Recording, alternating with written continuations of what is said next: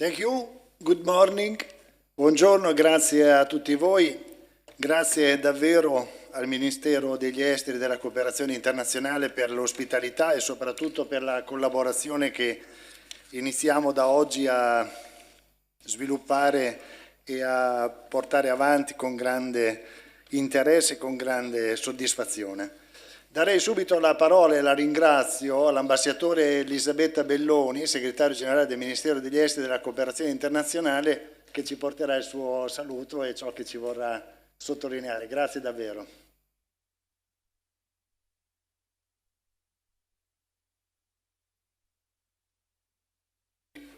Distinguished colleagues, it is indeed a great pleasure for me to welcome you all at the Ministry of Foreign Affairs and International Cooperation on the occasion of an event which we very much supported on the status of implementation of the 2030 Agenda for Sustainable Development and the commitments of Italy and the international community organized by ASviS, the Italian Alliance for Sustainable Development.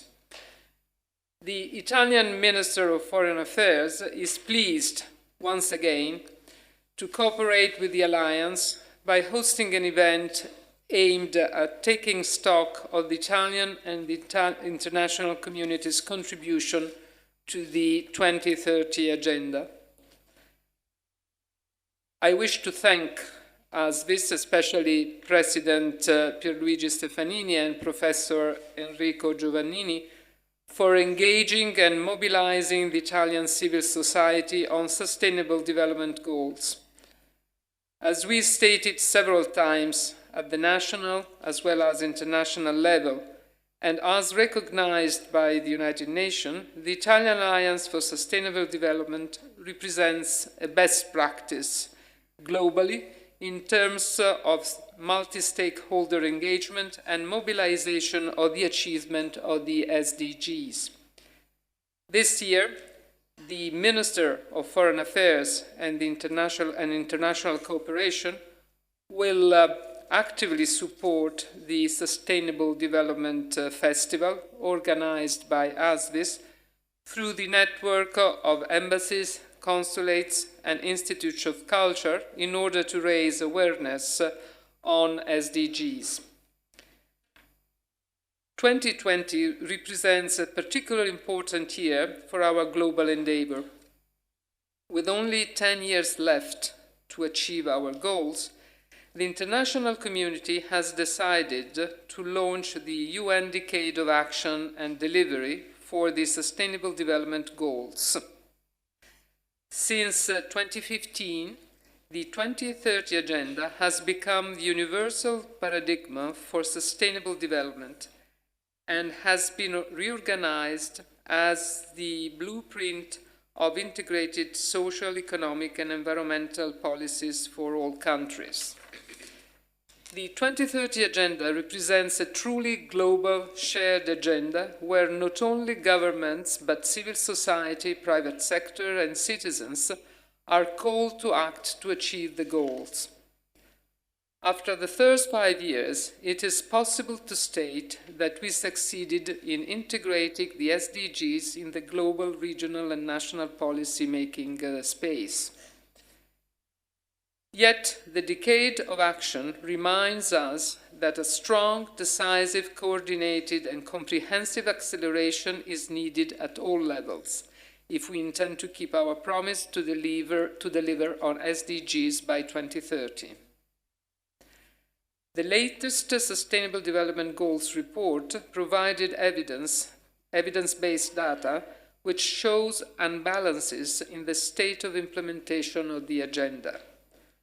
While positive trends have been confirmed on key areas such as SDG 1 on poverty eradication, SDG 3 on health and well-being, or on SDG 7 and on access to affordable energy, many others are lagging behind and need swift action. There are three major factors that are putting sustainable development at risk of failure. The first factor, the climate crisis. Climate change has become a dramatic reality around the world, with tremendous impact on people, the planet and prosperity, and on peace and stability as well. We need to accelerate climate action in line with the commitments of the Paris Agreement and the further commitments taken at UN Climate Action Summit last September. Italy is definitely at the forefront of this action. We are one of the leading countries within the European Union and beyond on the use of the renewable energies. We have a strong tradition of development cooperation with vulnerable countries such as small island developing states or countries in the Sahel area.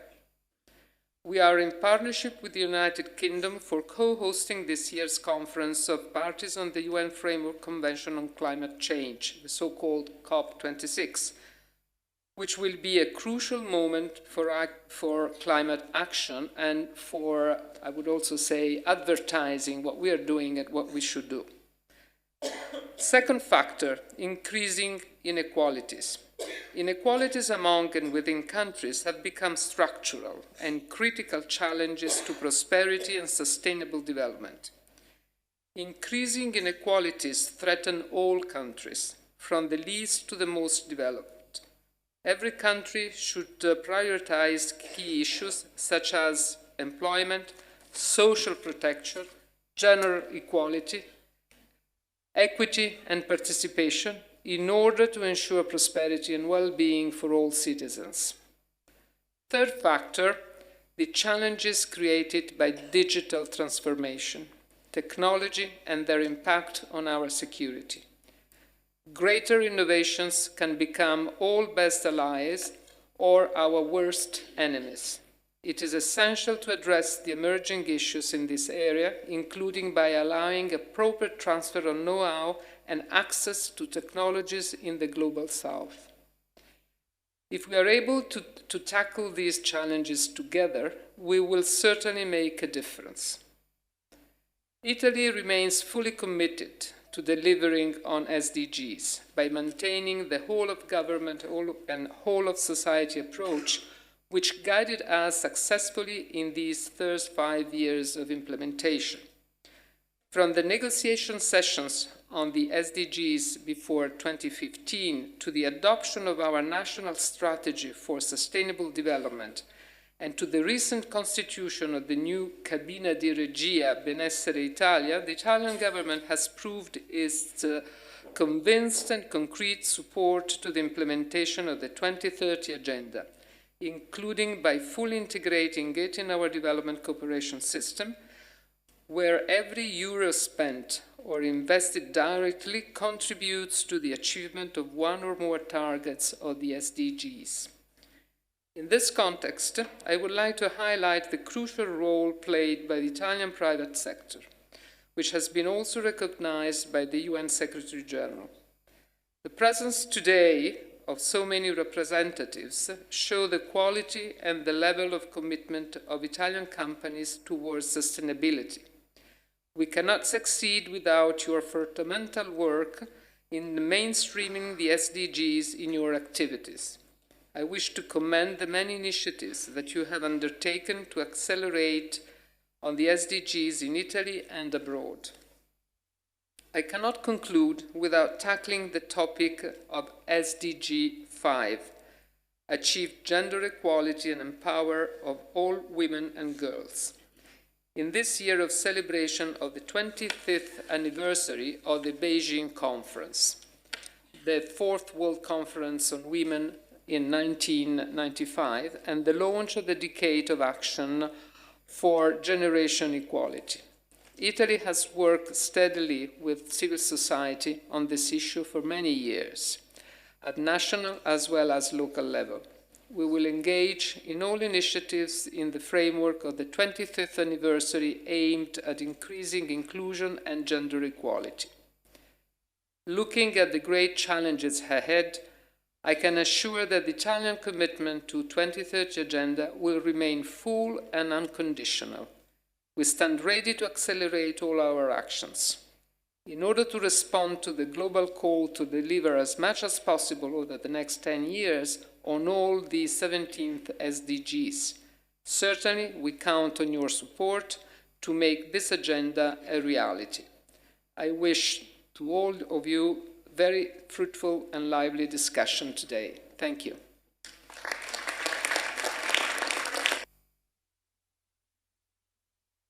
Grazie all'ambasciatore, grazie per le parole non formali e per le sottolineature importanti che ci ha voluto portare.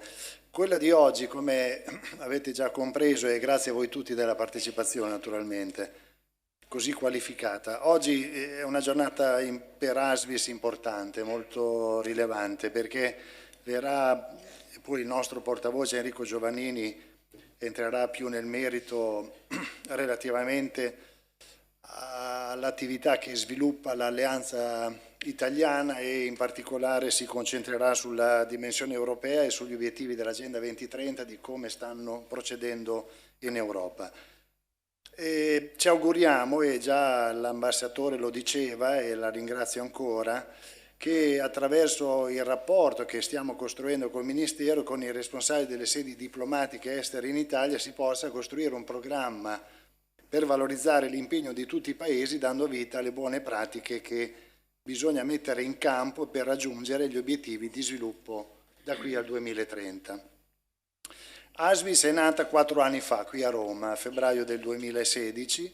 L'impulso fu quello allora del professore Enrico Giovannini, insieme all'Università di Tor Vergata decidemmo di costituire questa alleanza che per le caratteristiche che ha assunto è una realtà unica, inedita, originale. Oggi raggruppa 237 organizzazioni di vario tipo, dalle imprese, le organizzazioni sindacali, al mondo della cultura, della ricerca, l'ONG, le fondazioni, il terzo settore. Dunque è una realtà molto ampia, plurale, composita, che riassume in modo, a nostro avviso, molto qualificato ciò che è rappresentato dalla società civile di questo Paese. L'Alleanza per lo Sviluppo Sostenibile si è organizzata in questi 4 anni attraverso modalità uniche, direi nel panorama italiano e internazionale, attraverso oltre 600 esperti che contribuiscono ogni anno alla elaborazione del rapporto annuale. Stiamo organizzando, e quest'anno siamo già al 4º anno, al Festival per lo Sviluppo Sostenibile.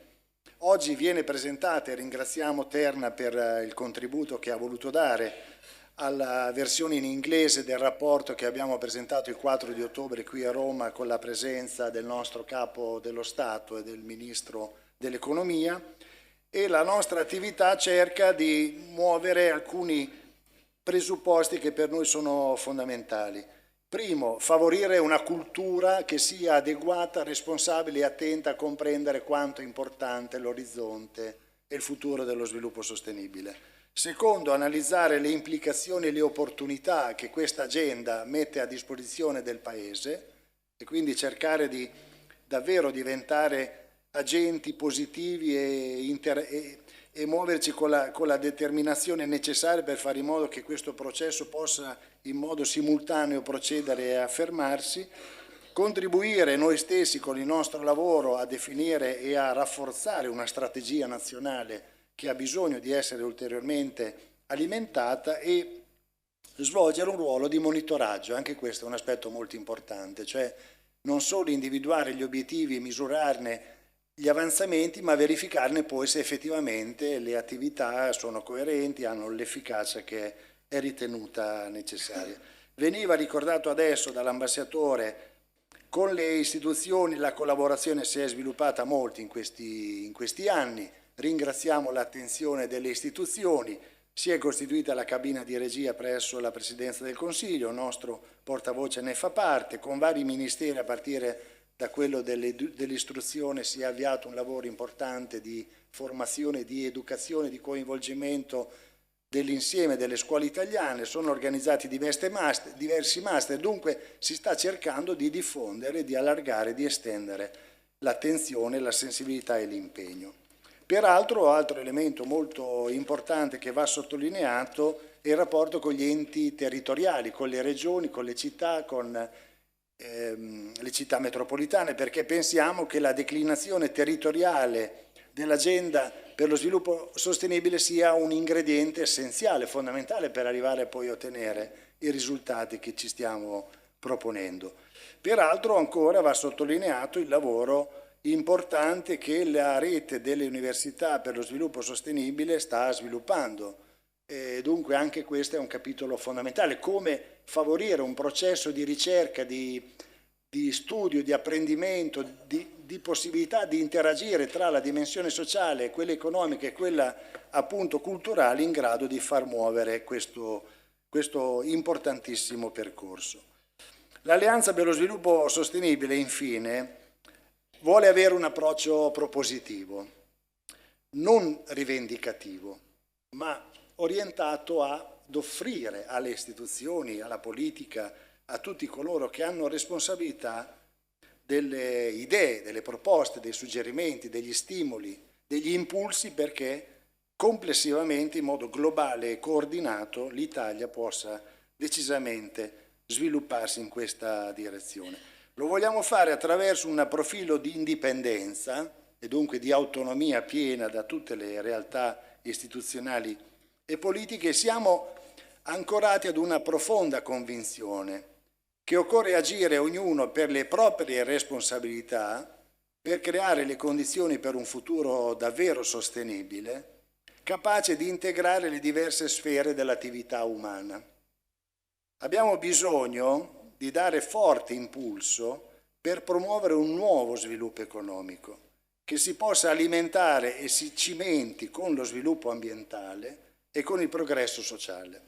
E questo deve avvenire attraverso un forte ripensamento delle istituzioni, che siano capaci di ricercare una sintonia vera, lungimirante, responsabile nei confronti dei cittadini e della società civile. Dobbiamo cioè fare in modo che la nostra attenzione, la nostra responsabilità progredisca e si affermi. Dobbiamo fare in modo che la dimensione globale dei processi, dei trend che sono molto difficili e complicati e delle contraddizioni che vive il pianeta possano trovare delle risposte adeguate di cooperazione. Il ruolo dell'Europa è strategico, come sappiamo.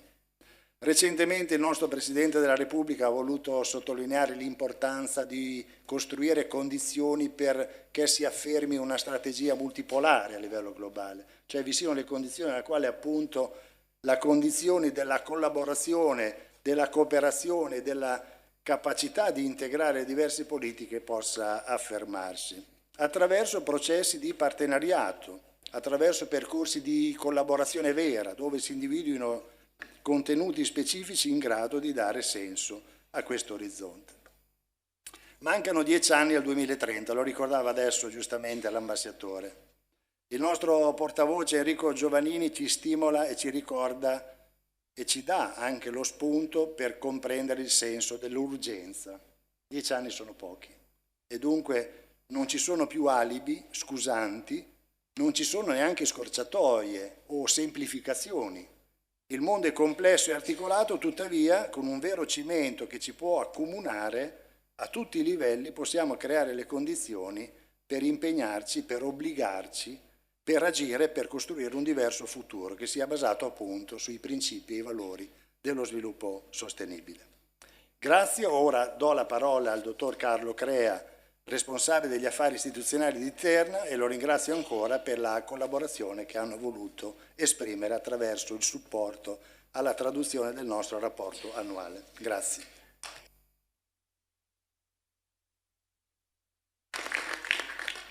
Grazie Presidente Giovannini, Your Excellency Vice Minister, distinguished ambassadors, authorities, ladies and gentlemen. Also on behalf of our CEO, the CEO of Terna, Mr. Luigi Ferrari, let me first of all to thank you for inviting us to this important international event. In particular, I would like to thank the Italian Alliance for Sustainable Development, the Ministry of Foreign Affairs and International Cooperation that hosts the event. The reason we are here is that Terna provided support, as you have said, to the English version of the report ASviS 2019, Italian Sustainable Development Goals, for the second year in a row. As stated in the first page of the report, we have supported it because we believe it is necessary for all of us to show commitment to sustainable development. And at the same time, because we are convinced that the role of the private companies in achieving the sustainable development goals at the national, European and global level is crucial. The ASviS report is among the sustainability initiatives that sets Italy in a leading role as far as monitoring of the progress towards the SDGs is concerned, even if not always leading in performances, as Mr. Giovannini will explain later, considering particularly the European and Italian dimensions with several recommendations that we share. We consider ASviS activity in pushing government, institutions and businesses to action as particularly deserving. This is why we are glad to offer our contribution and support. But the role and responsibility of business in front of SDGs are obviously much bigger. Let me just give you a glimpse on how the activities and mission of Terna, which plays a vital enabling role in the transformation and transition of the energy system towards renewable energy sources, stick to a great number of SDGs such as the goal number 7, affordable and clean energy to ensure access to affordable, reliable, sustainable and modern energy for all, the SDG 9, industry, innovation and infrastructure, to build resilient infrastructure, promote inclusive and sustainable industrialization and foster innovation, and the goal number 13, climate action, to take urgent action to combat climate change and its impact, whose implementation depends primarily on delivering the National Transmission Grid Development Plan. Our commitment to sustainability is marked but also by our involvement in different initiatives launched by the Global Compact. Turn has adhered to the Global Compact principle in 2009 and was among the founders of the Global Compact Italian network.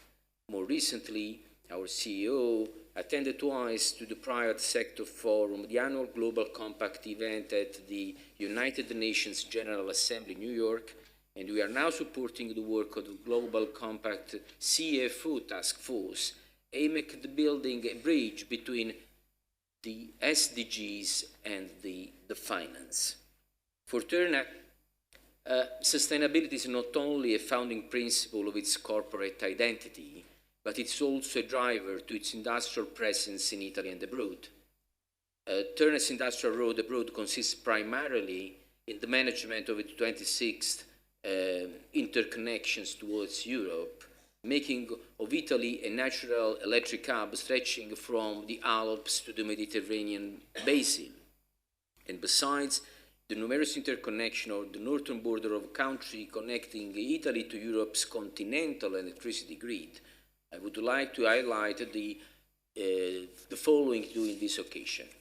The one connecting the new electricity interconnection connecting Italy to Montenegro, recently entered into commercial operation, and the electricity interconnection project between Italy and Tunisia, which once in operation, will allow the exchange of renewable energy between the two shores of the Mediterranean, thus increasing a real integration of continental electricity systems, and is included in the EU project of common interest list that will allow us to apply for the funding of Connecting Europe facility. The quality of Terna's sustainability performances is widely recognized. I am proud to say that in 2019, Terna was ranked first for the second consecutive year among the 77 electric utilities assessed for inclusion in the Dow Jones Sustainability Index at the global level. Therefore, in the current context of energy transition where population growth and global economic development raise the issue of overall sustainability of the planet, countries, institutions, and companies, business, should cooperate in outlining strategies and implementing projects focused on the objectives of decarbonization, energy efficiency and safety, as well on research, innovation and competitiveness of energy systems, covering the sustainable development goals punctually and effectively. I am sure that this event will contribute to delineate a complete picture of the Italian commitment at the European and global level on the 2030 Agenda goals that will have an impact on our economies. Unfortunately, I have to leave this, but Mr. Fulvio Rossi, the head of the Sustainability Department in Terna, will stay here contributing to the debate. Thank you again for the invitation. Thank you. Grazie ancora a Carlo Crea e all'attività che Terna sviluppa per raggiungere anch'essa obiettivi di sviluppo sostenibile. Ora darei la parola a Enrico Giovannini, nostro portavoce, che presenta il rapporto ASviS 2019. Grazie Enrico. Deputy Minister, Secretary General of the Ministry, Excellencies, ladies and gentlemen. It's a great pleasure to be here. It's a great honor because this room has hosted many years important events that marked the role of Italy in international cooperation. And so I would like to join my voice to Pierluigi Stefanini's voice to thank the Ministry for hosting this important event. How many meetings do you attend every year? Maybe too many, this is what we think, but our hope is that this event will make you different. Why? Well, I'm a professor of statistics, so let me start with one figure. 3015. Do you know what it is? It's the number of days from now to 31st December 2030. This is the time we have to rescue the world. I'm a little bit emphatic, I know, but it's up to us to decide whether the 2030 Agenda, SDGs, is one of the very many declarations made in New York, or if it is the most important plan we have, as we wrote in our video, to save the world.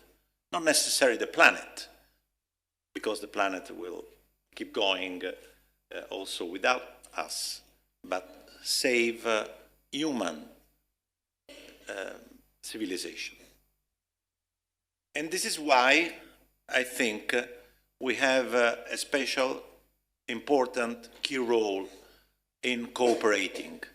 And the latest news about coronavirus and the epidemic that is happening shows that without a multilateral approach, there is no way to really address the problems we are facing. I have the presentation, please. Everybody knows the 2030 Agenda, and I'm sure that you know the goals by heart. I'm not expecting that you know the targets by heart, but please pay attention to the very last two targets, 17.18, 17.19, only because I contributed to write them. When I was asked by the Secretary General to work on the 2030 Agenda. Of course, I'm joking, but if you want to understand exactly what the agenda is about, you have to look into the targets. Only at that point, you fully understand how the new vision of development is important and is new. The 2030 Agenda is indeed the highest declaration about the future we want, in fact this is the title, that human beings have ever developed in our history. The three principles, integration, there isn't only economy leading the rest, but economy, environment, institutions, and of course society are at the same point, are equally important. Universality, every country has to implement the agenda, and within each country, all the components of the society are asked to contribute, and therefore, third, participation. Don't be scared. This is a way to present the integrated characteristic of our world. What we do within the planet, we take natural capital, human capital, social capital, produce capital, we combine them in a production process, we produce GDP. Part of it is reinvested to reconstitute or increase capital, part of it is used for our well-being. But the way in which we consume and the way in which we produce creates waste. As Pope Francis wrote in the Laudato Si encyclica, both physical and human waste. The Pope used a very strong language, but is absolutely appropriate. Wastes affect our well-being, but also physical waste impact on ecological services, the work that for free bees do, for example, for us. the beauty of mountains, on landscapes and so on, but human waste impact on what I call the social system services. Peace, vision, common vision on future, trust. Now, if we put the 17 goals on this chart, which is very well known to ecological economists since 1997, the goals are not anymore just a list negotiated in New York by experts from all governments, but it becomes a plan to change our current paradigm. This is why it's necessary to have this comprehensive, holistic view when we talk about sustainable development goals and the 2030 agenda. And this is exactly what we need if we want to change the course of our lives. This is a chart that we produced at the Club of Rome last year with 4 different scenarios for the next 10 years, 40 years, and you see the different results. If we keep the business as usual red line, we will increase indeed some of the goals, we will improve the goals, but then we will violate up to 6 out of 9 planetary boundaries. The same if we just put our bet just on growth. Growth is important indeed, but it's not enough. That is the orange line.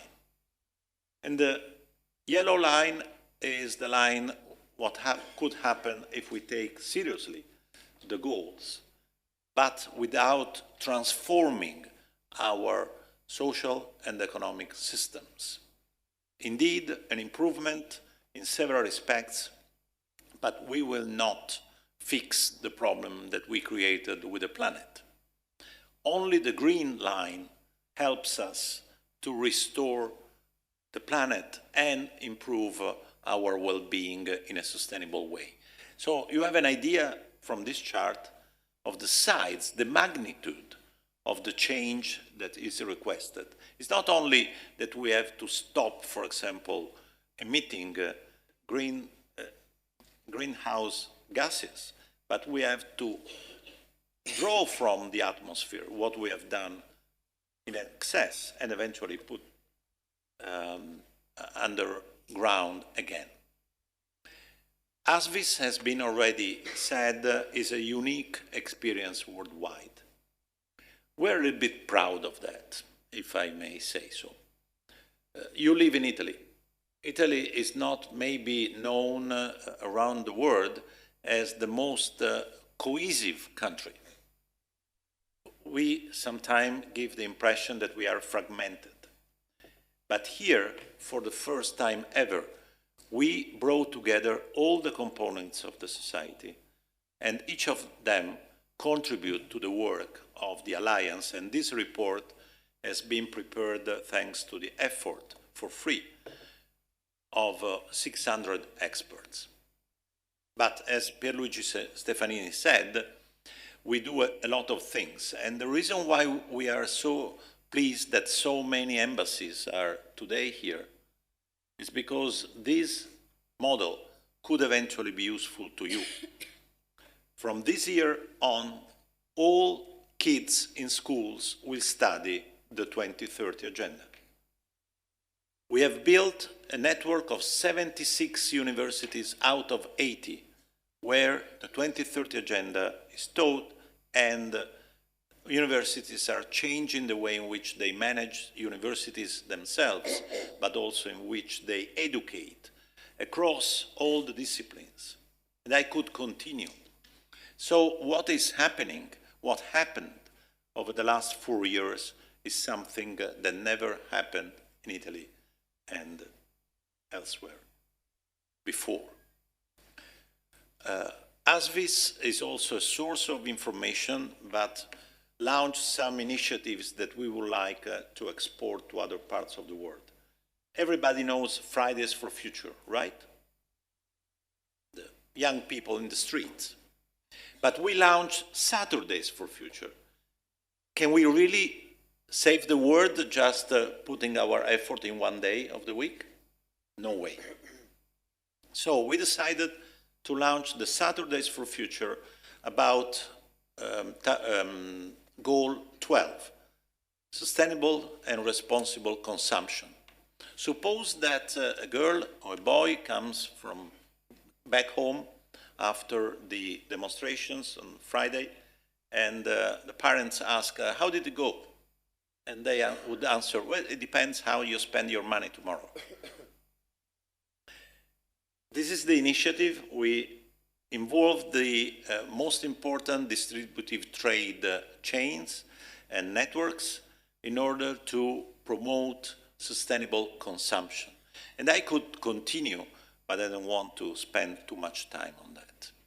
Our learning course, this is an opportunity for you if you wish, has been used by thousands and thousands professors in our schools, is available in English, is a 3-hour course with 20 pills, and several companies have now started using it to educate their staff. The report. The report is extremely important because it tries to adopt an integrated approach to the world level, European level, national level, and regional level. And the last chapter of the report provides policy recommendations. So it's not only an analytical report, but our experts find a compromise, of course, a compromise when you have trade unions, environmental organizations, business associations, they don't have the same view of what should be done, but the entire document is vetted by all organizations, but in one case, you will find just one sentence saying, on this particular topic, we didn't reach an agreement. So we are very transparent where we are not able to provide this kind of recommendations. We elaborate this kind of indicators based on more than 100 statistical indicators produced by the Italian Statistical Office. By the way, you have the report, an English version of the report produced by ISTAT, the Italian Statistical Office, and I would like to thank ISTAT for this incredible effort. But nobody can really get, even a former chief statistician of the OECD in Italy, anything from 200 and more indicators. You need to try to synthesize in an affordable way, also for laymen, what the indicators say. And this is what these composite indicators do. You see, we have here the trends for Italy for the different goals. If the indicator goes up, this shows an improvement towards SDGs. If it goes down, not good, like, for example, poverty and because of the crisis, also goal 8. There is one particular case where the situation is bad, is the quality of terrestrial ecosystems, goal 15, and in this way you can easily understand where Italy is going. On 26th February, so in a few weeks, we will present the update of these indicators to 2018 together with our in-depth analysis of the 2020 budget law vis-à-vis the 169 targets of the 2030 Agenda. Goal 17, this is about international cooperation. This is a share of ODA on national income. And you see that kind of improvement. Unfortunately, 2019 goes down, but as I'm sure the Deputy Minister will discuss later, most of that money was used to assist immigrants in Italy, according to the international standards established by the OECD. In these expenditures, also the expenditure for immigrants on our territory is included. We proposed to the government over the years very important transformative recommendations. First of all, let's change the constitution. like France, Norway, Belgium, Switzerland have done recently, introducing in the Constitution the principle of sustainable development. Because sustainable development, at the end of the day, is about intergenerational equity. Sustainable development is the development that allows the current generation to meet its own needs without jeopardizing the possibility for future generations to do the same. There is a law now under discussion in the Italian Parliament exactly with the language that we proposed. We proposed to establish the Prime Minister's office, a center for coordination of policies, and this is what happened, as mentioned already by Elisabetta Belloni. The establishment of a cross-party group in the Parliament on sustainable development, this happened, and then you see the other points. There are 2 points which are particularly important I would like to make. First, the government decided to change the name of the Interministerial Committee on Economic Planning into Interministerial Committee on Economic Planning and Sustainable Development. This will start in 2021, and now the government is working to change the procedures through which investments that have to be approved, public investments that have to be approved by this committee, will take in order to take into account the SDGs. We push very much to be active at European level in order to use the 2030 Agenda as the general framework for European policies, and the new Commission has done this exactly, but I will come back on that. On point 9, we proposed to speed up the process to reach the 0.7% to national income of ODA. As I said before already, there are big challenges in the Italian public budget, and so this has not been taken into consideration so far. On international cooperation, we issued some recommendations recognizing the important steps already taken by the government using the SDGs to frame the entire international cooperation policies and the use of funds, as it has been already mentioned. But we need as a country to do more. Let me conclude now with this analysis with the EU situation. Today, you received a newly released report where data country by country at European level have been made available. In this way, we calculated also composite indicators for the EU as a whole. As you can see, these are the different trends for the EU using Eurostat data. But what we can do is also to compare the country positions vis-à-vis the goals using composite indicators over time and across territories. For example, for goal 1, poverty, you see the different situations of European countries, and then the gray dots is the situation in 2010 compared to the bars that show the 2017 conditions. The second example is about goal 15, the quality of terrestrial ecosystems, where you see a generalized decline in the quality of our ecosystems.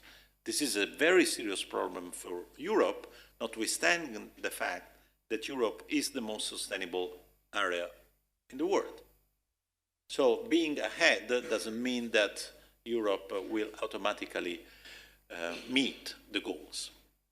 This is why we are pushing very much at European level this kind of analysis, but we also are pushing the European institutions to be coherent with the Lisbon Treaty, our treaty, where Article 3 quotes almost all the SDGs. We are very pleased that the new European Commission has taken our recommendations very seriously. Now the 2030 Agenda is at the core of European policies, is the priority for Europe as a whole. All commissioners, as we proposed in May during a big event here in Rome, are in charge of implementing the Sustainable Development Goals for their own responsibilities, and the European semester now needs to be redesigned in order to coordinate all policies around the 2030 Agenda. The policy coherence is indeed the big challenge, and these are the recommendations that the OECD have recently issued on how to do that. The new European semester, for example, is a great opportunity for Europe and for member countries to design and coordinate their policies around 2030 Agenda. It's not an easy task, but we are very pleased that in the communication issued by the Commission in December, the first steps have been already taken, and a big commitment has been made to use the 2020 as an interim year towards a new governance structure. Now, let me conclude here with an invitation. Not only an invitation to attend another meeting or another conference, but be an active part of the forthcoming Italian Festival of Sustainable Development. This is another unique initiative we have undertaken in 2017 with 200 events, 220 events organized around Italy, 700 events in 2018, 1,061 events last year, and that is the map where the events took place. The festival lasts for, can you imagine how many days? Of course, 17 days, like the 17 SDGs. Actually, there are also some 1 week before and another week later in order to accommodate the whole calendar. And the festival was also selected as a possible winner of the Oscar of Sustainable Development. And unfortunately, we lost against, maybe you know them, the City of New York and IBM. Yes, maybe you know them. But we were very proud of being selected as finalists for that. Our invitation is to mirror what the ministry has decided to do with ASviS. Elisabetta Belloni sent a message to all Italian embassies around the world, all the Italian cultural centers, to invite them to organize events during the festival, that this year will start in 2020 and will finish on the 5th June. Fortunately, the National Day of Italy is 2nd of June. So what we hope is that the meetings organized by our embassies around the world will be an opportunity to promote this idea. But what we would like you to invite you to do is to cooperate with us and organize events during the festival in your embassies in order to make Italy aware of what your countries are doing, because all countries are committed and are active in this field. So I hope that this will happen and will also be an opportunity towards Expo Dubai 2020, where the Italian pavilion will be devoted to beauty and sustainability. I stop here. I really thank you for your attention, and I hope that after this meeting, this cooperation will start and you will be an active part of our festival. Thank you again.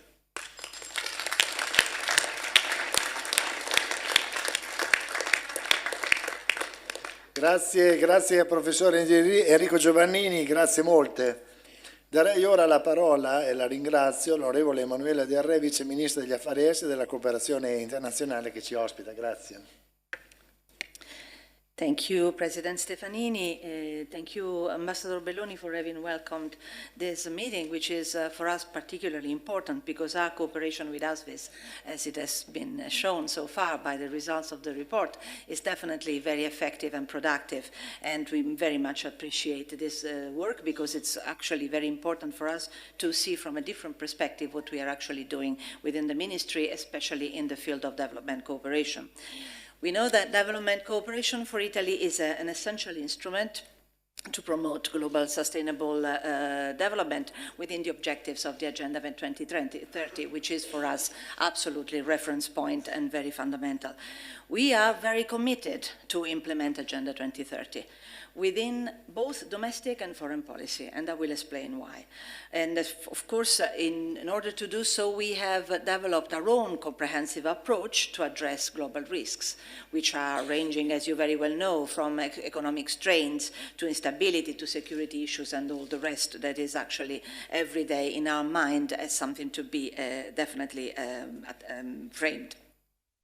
Italy has developed excellent models and best practices. I want to stress this out because we have been participating in the recent peer review by OECD and DAC, and we were actually complimented for our structure because I have to say we have developed a model which is based on an holistic approach by which we have involved all our stakeholders in a system which is based on multi-stakeholder approach and develops through a system of different perspectives, making sure that all the actors are actually protagonists in their own field, but they're all interacting together. And I think that this is something that obviously is quite important also, although very difficult, but it actually is proving to be the only effective way of tackling certain problems within development cooperation strategy.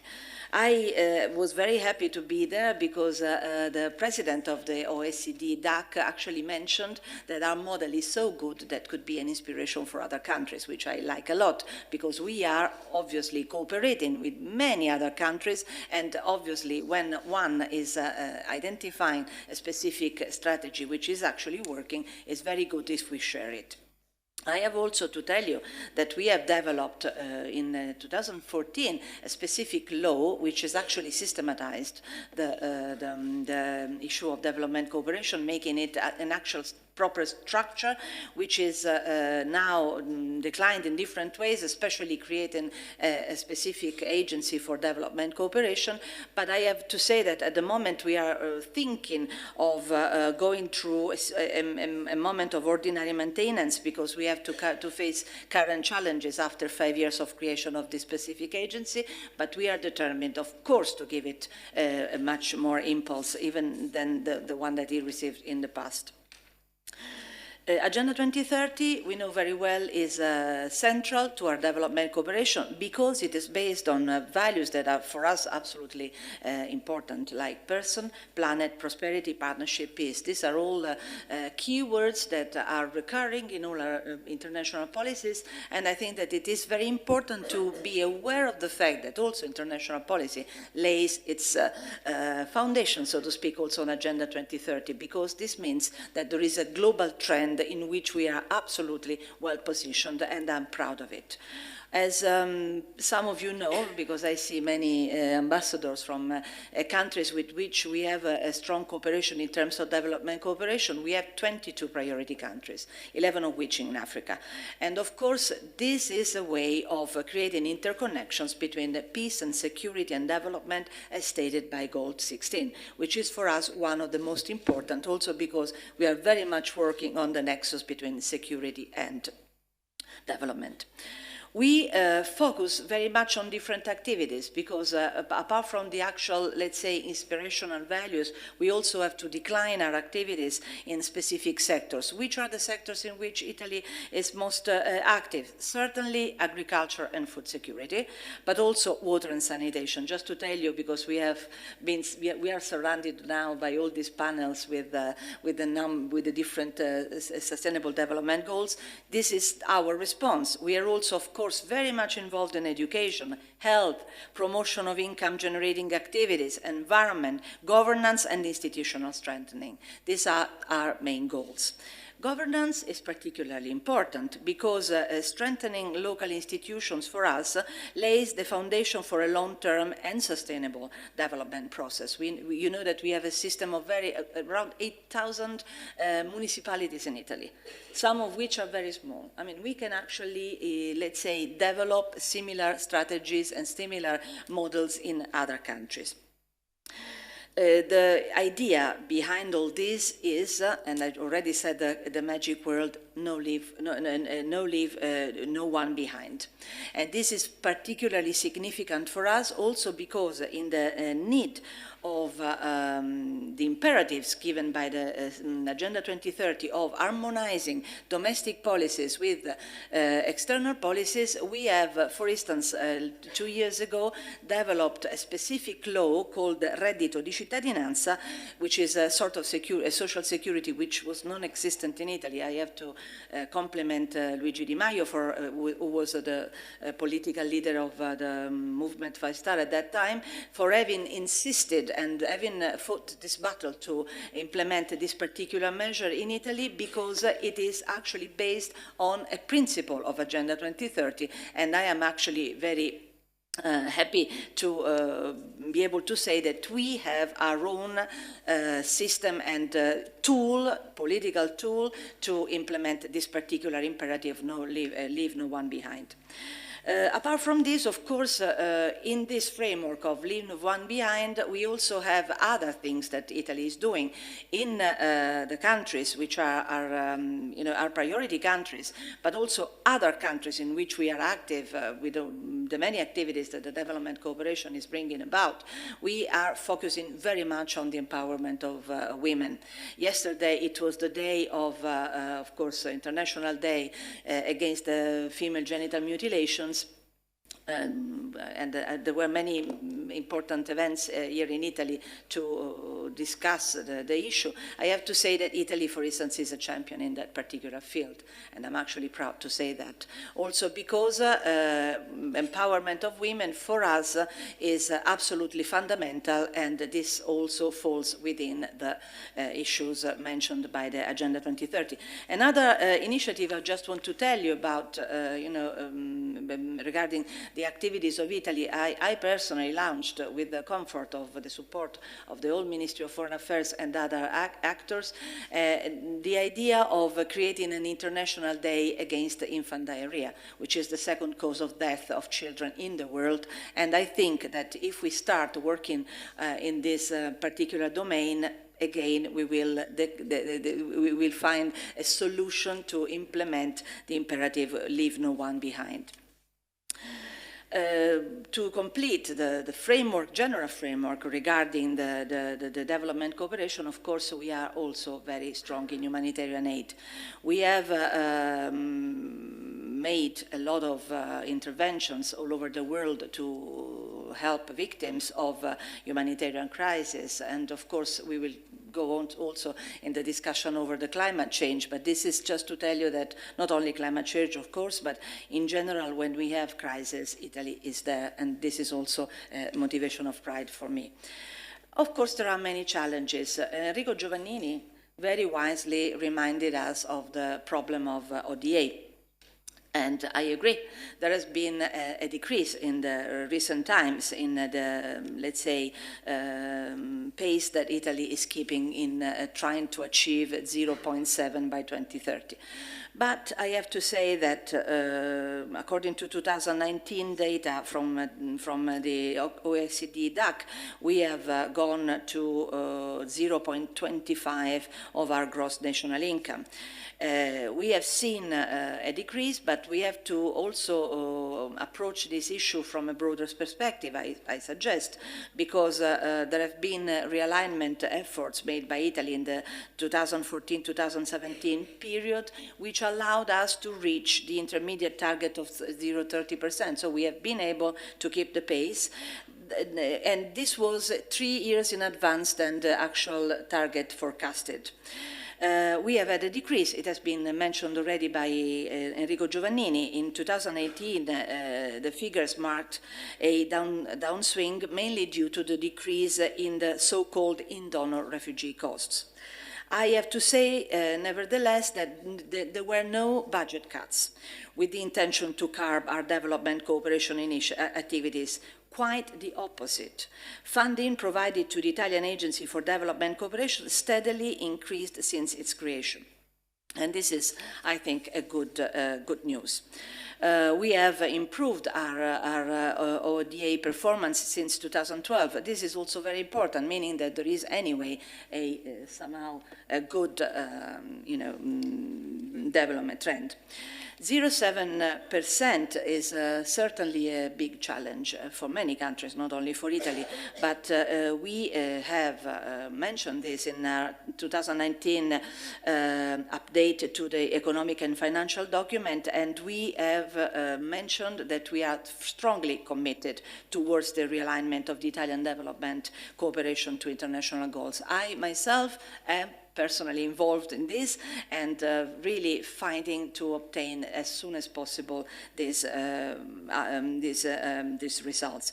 But I also want to make a comment on this issue, which is absolutely very important for each country, and I thank Giovannini for having mentioned it, but I also would like to say that, of course, ODA cannot be the only way by which we evaluate a specific performance, because criteria can be varied. And I would like to suggest that we could include other variables, because, for instance, the quality of the interventions, the values on which the interventions are based, the outcomes, whether they are actually sustainable or not, the structure, where it is actually appropriate to tackle specific issues, the system of finances, especially involving the private sector, so the level of involvement and the performance of the multi-stakeholder. I humbly suggest to include these criteria and variables in the system of evaluation, because I think they go beyond the ODA. Regarding other levels, for instance, the multilateral level, I have to say that we are very much involved. We very much collaborate with all international agencies and international organizations. 57% of the overall ODA goes to multilateral interventions. So contributions amount to approximately 2 billion euro, including contributions to the 25 billion euro, sorry, including contributions to the budget of the European Union, the portion that can be notified as ODA, in fact, and to the European Development Fund. Regarding also our geographical distribution, this is another political issue. Where do we give our aid? Because regarding our aid, which equals to 733 million euro, we have decided that 46% goes to Africa.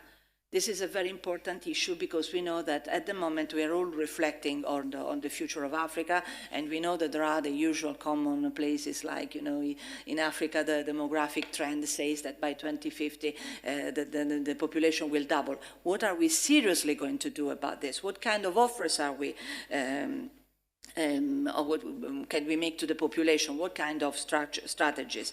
Of course, we are not forgetting the Balkans, the Middle East, Asia and Oceania and the Americas.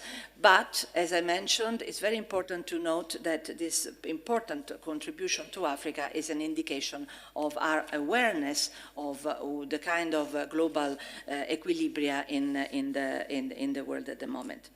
Of course, as I mentioned, the methodology is fundamental. Methodology means, and I suggested it also as a criteria for evaluation, means that we have developed our own holistic approach that starts from the most important element of the strategy of the Agenda 2030, which is the concentration of the development of the person. You know that person also juridically is a very complex concept, but in our countries in the West, in Europe in particular, we have developed a very strong awareness of the concept of person, and we are proud of it because it's a very important social advancement. I think that we have to be able to be inspirational for other countries in the world, because this can be something that can actually change the social climate everywhere.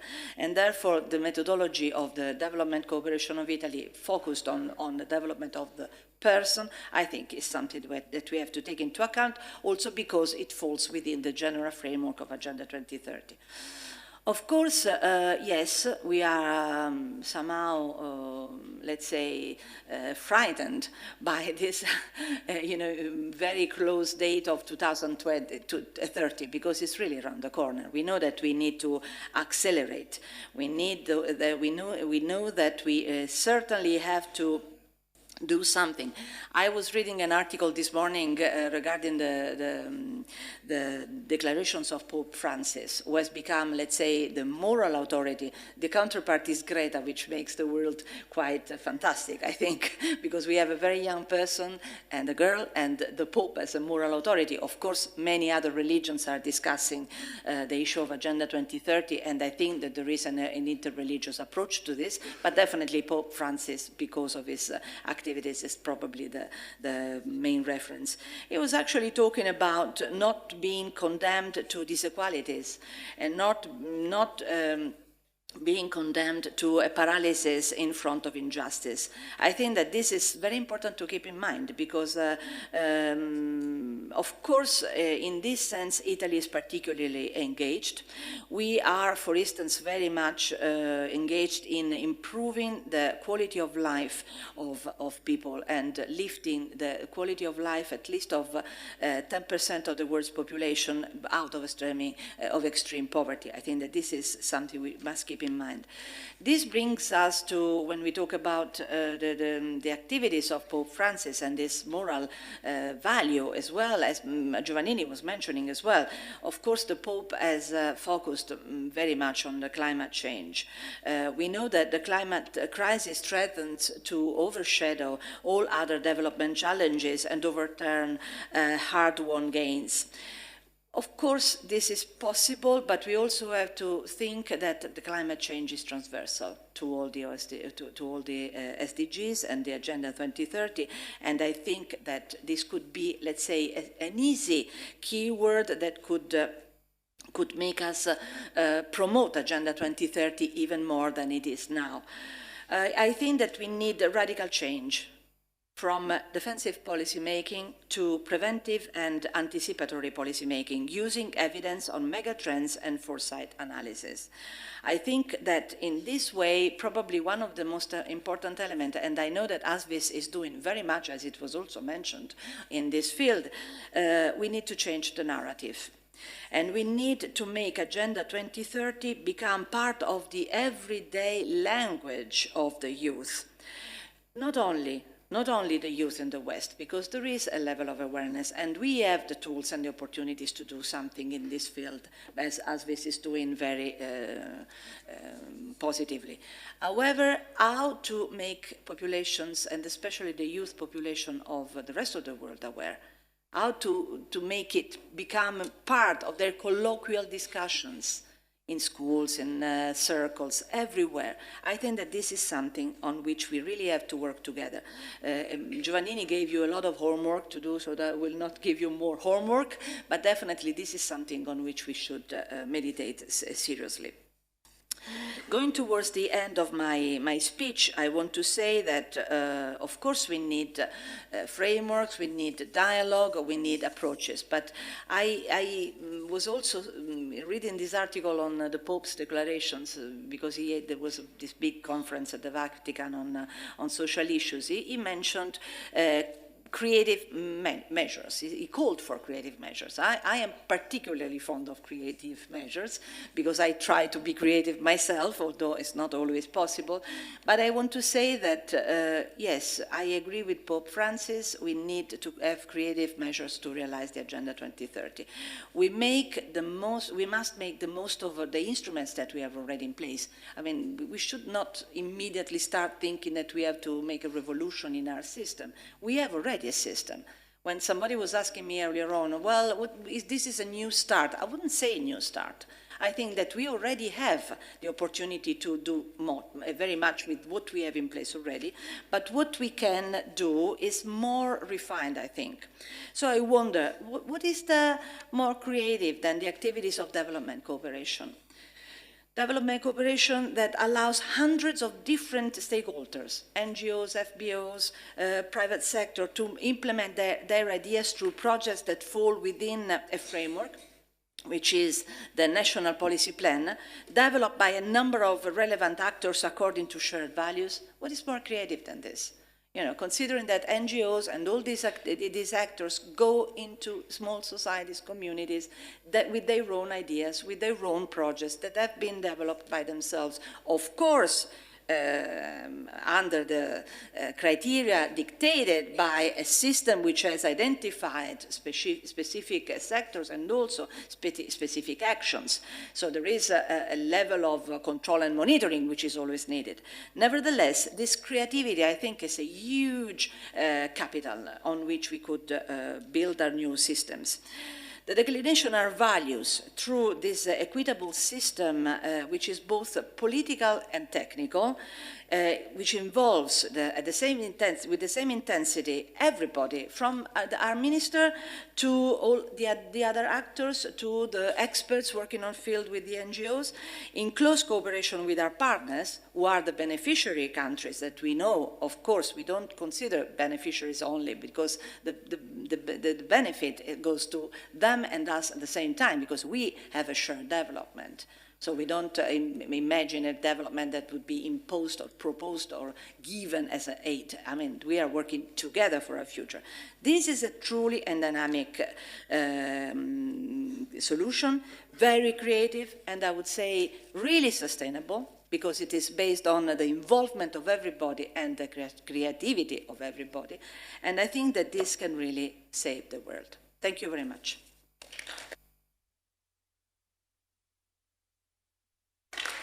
Grazie per l'intervento non formale, anzi ci ha dato molti spunti, la ringraziamo, cercheremo di essere collaborativi e di poter sviluppare insieme questo importante percorso. Ora passerei agli interventi dei nostri ulteriori ospiti, ringraziandoli.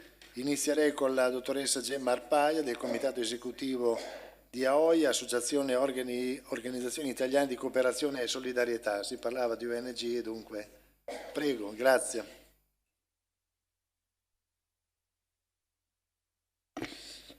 Thanks to the honorable guests, thanks to the organizers to have invited the AOI, which is the Association of Italian NGOs and other organizations of international solidarity. AOI has been a member of ASviS since the very beginning. And we also, since the very beginning, decided to take the responsibility for coordination of the working group on SDG 17, which is the SDG, as you know, on the means of implementation. We decided to take this responsibility because we believe we can have an added value.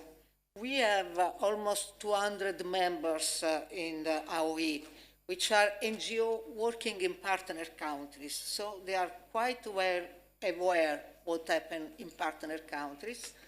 But we are also member of a number of international networks, like the major groups on the UN, or in the European side of Concord Europe, which is the confederation of all European NGO, or the Forum for Indigenous People, the Forum for Food Sovereignty.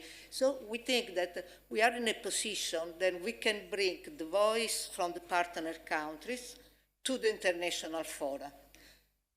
And in the meantime, we can also implement the sustainable development activities with our partner civil society in partner countries. Working in the working group on SDG 17 in ASviS means for us also to be in contact not only among NGOs, but also with a number of, for instance, think tank working on innovation technology, university working on transfer of know-how and knowledge with partner countries, think tank working on sustainable finance. I mean, it's not only talking about development cooperation in the strict sense that we intend to have a project of implementation in health and education, but also to create the global partnership among the different actors, the different capacity, and to monitor not only the headline indicator, which is the, what has been already discussed, the percentage of GNI devoted to the ODA, but also we can go deeper inside different targets. For instance, working in the field, we can see if the decision taken at the level of development cooperation policy in Italy are channeled towards the specific target that we are monitoring. For instance, the target 1719, which is building statistical capacity and gathering data on marginalized groups. We see that Italy, it's very, there is a lot of volatility in the choice that Italy's make in allocating funds for some specific projects.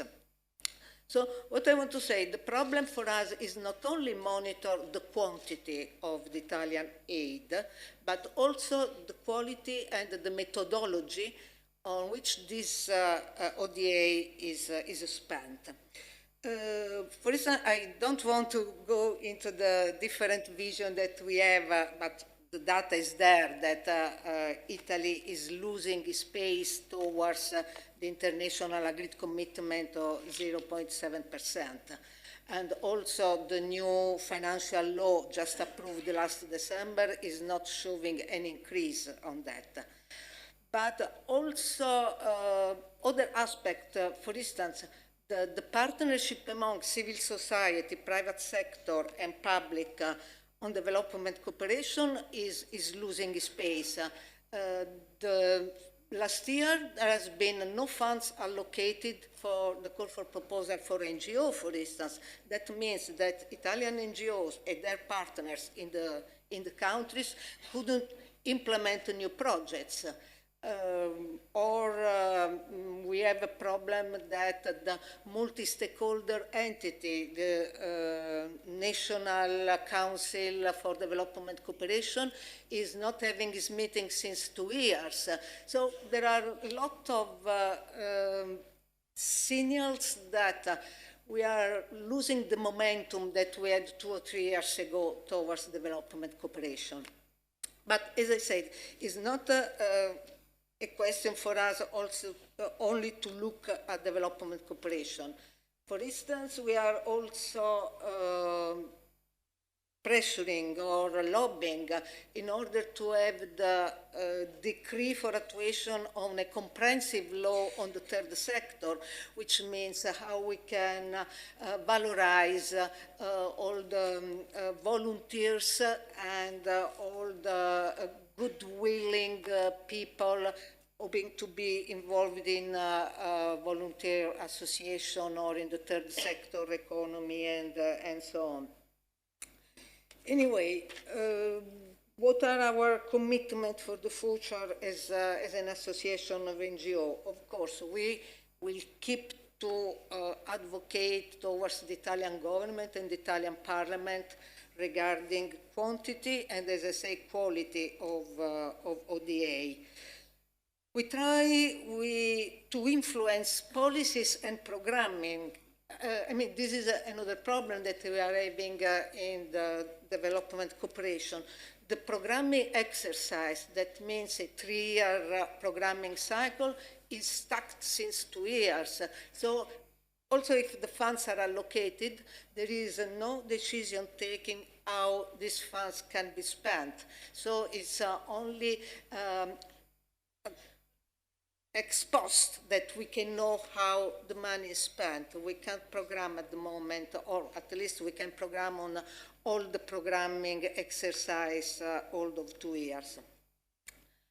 Our effort will be to make more consistent the domestic agenda on SDGs and the external action.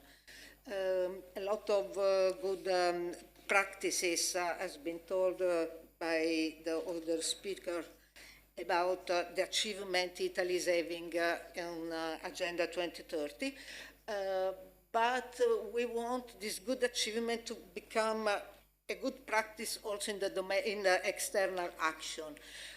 I mean, not to have two separate entities, let's say the Ministry of Foreign Affairs and International Cooperation dealing with external action, and the Ministry of Environmental and Maritime, I'm not sure about the name in English of the ministry, anyway, the Ministry of Environment, dealing with the domestic agenda. We know that the Cabina di Regia Benessere Italia is trying to keep together and make consistent the two agendas. And as AOE, we are really willing to work with Benessere Italia in order to ensure this consistency. Well, I think I will stop here. I don't know then if there will be any debate after. Thanks so much. Thank you. Grazie, grazie. Ora chiederei di intervenire al dottor Maurizio Melani, ambasciatore e consiglio direttivo di AMREF. Grazie. Thank you, Chairman, Excellencies, friends, ladies and gentlemen. I'm very glad to have the opportunity to participate to this very important meeting, and I would like to thank the President of ASviS, Pierluigi Stefanini, and the Director, Professor Enrico Giovannini, for having organized it, as well as the Minister of Foreign Affairs and International Cooperation, and in particular Deputy Minister Emanuele Del Re and the Secretary General Elisabetta Belloni for hosting us and giving the lead to our meeting. From what we have heard, we have to accelerate efforts in order to reach in 2030, few years ahead, the objectives agreed by the international community in order to avoid serious consequences for mankind. Time is running. The progress in place is low and is not enough. As it has been said, we can be reasonably confident that some goals can be reached, but others most probably not. There is a widespread awareness in the public opinion that things should be done, especially among young generations. But in the short term, there are also social collateral effects which reduce the necessary speed and which give arguments to those that even at the highest level of government in some leading countries denied facts, urgency, and the need to do. Such collateral effects should be tackled also through adequate compensations to their victims, as envisaged in the holistic approach of SDGs. We are, however, encouraged by the fact that growing sectors of the corporate and business community, as Director Dr. Carlo Trea of Terna has told us, are fully aware of the common interest to reach the agreed goals and are acting accordingly, bearing in mind the need to fulfill the UN Decade on Action and Delivery. Considering my role in AMREF, an international NGO based in Africa and working in Africa in the health sectors as a crucial aspect of development, I will focus my intervention on Africa and healthcare in this continent. Despite the widespread adoption of the Sustainable Development Goals and the existing progress, Africa continues to lag behind most of the world when it comes to socio-economic development. In fact, a recent report by the Sustainable Development Goals Center for Africa reveals that little progress has been made on the whole, and in some instances there is complete stagnation. More than half of the global poor, those who earn under $1.90 per day, are found in Africa. 1 in 3 Africans is at risk of food insecurity. With 10 years to go, Africa is relatively on track to progress on 3 goals: SDG 5, gender equality, SDG 13, climate action, and SDG 15, life on land. But poverty, malnutrition, maternal mortality, net school enrollment, access to electricity, and access to drinking water shows that all African regions are unlikely to meet the SDGs. The struggle is more pronounced for Central Africa and across all goals. Social inclusion continues to be outstripped by population growth, impeding structural transformation and future productivity. 28 African countries are categorized as low income and 37 as having low human development. Already, 1 in 5 African countries do not raise enough in revenues to meet its basic state functions. Even worse, in sub-Saharan Africa, that number is 1 in 3. Official development assistance is failing in per capita terms, and OECD countries continues not to meet their SDG commitment of 0.7% of GDP. In fact, on average, they are currently meeting less than half of that goal. Foreign direct investments has not increased in latest years. On the plus side, remittances of migrants are growing, but their associated costs remain over twice the SDG target of 3%. Consequently, African debt is rising. The number of African countries at high risk or in debt distress has more than doubled from 8 in 2013 to 18 in 2018. Close to 40% of sub-Saharan African countries are at risk of major debt crisis. Africa's failure to attain the SDG will have implications everywhere on the planet, since some SDGs have a transboundary nature, for example, climate change, life below water, and health conditions. They are connected to each other. See in particular the impact on health of climate change and its effects on biodiversity. Good health is essential for the economic and social development of all nations. Access to quality health services is crucial for maintaining and improving health. At the same time, people need to be protected from being pushed into poverty because of the cost of health care. In recognition of these imperatives, the global momentum for universal health coverage has greatly increased. The 2030 Agenda has it as a central tenet for improving the health and well-being for all people.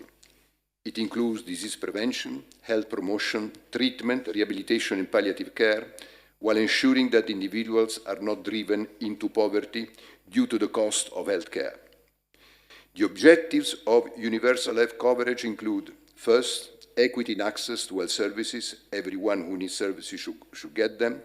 Second, the quality of health services should be good enough to improve the health of those receiving services.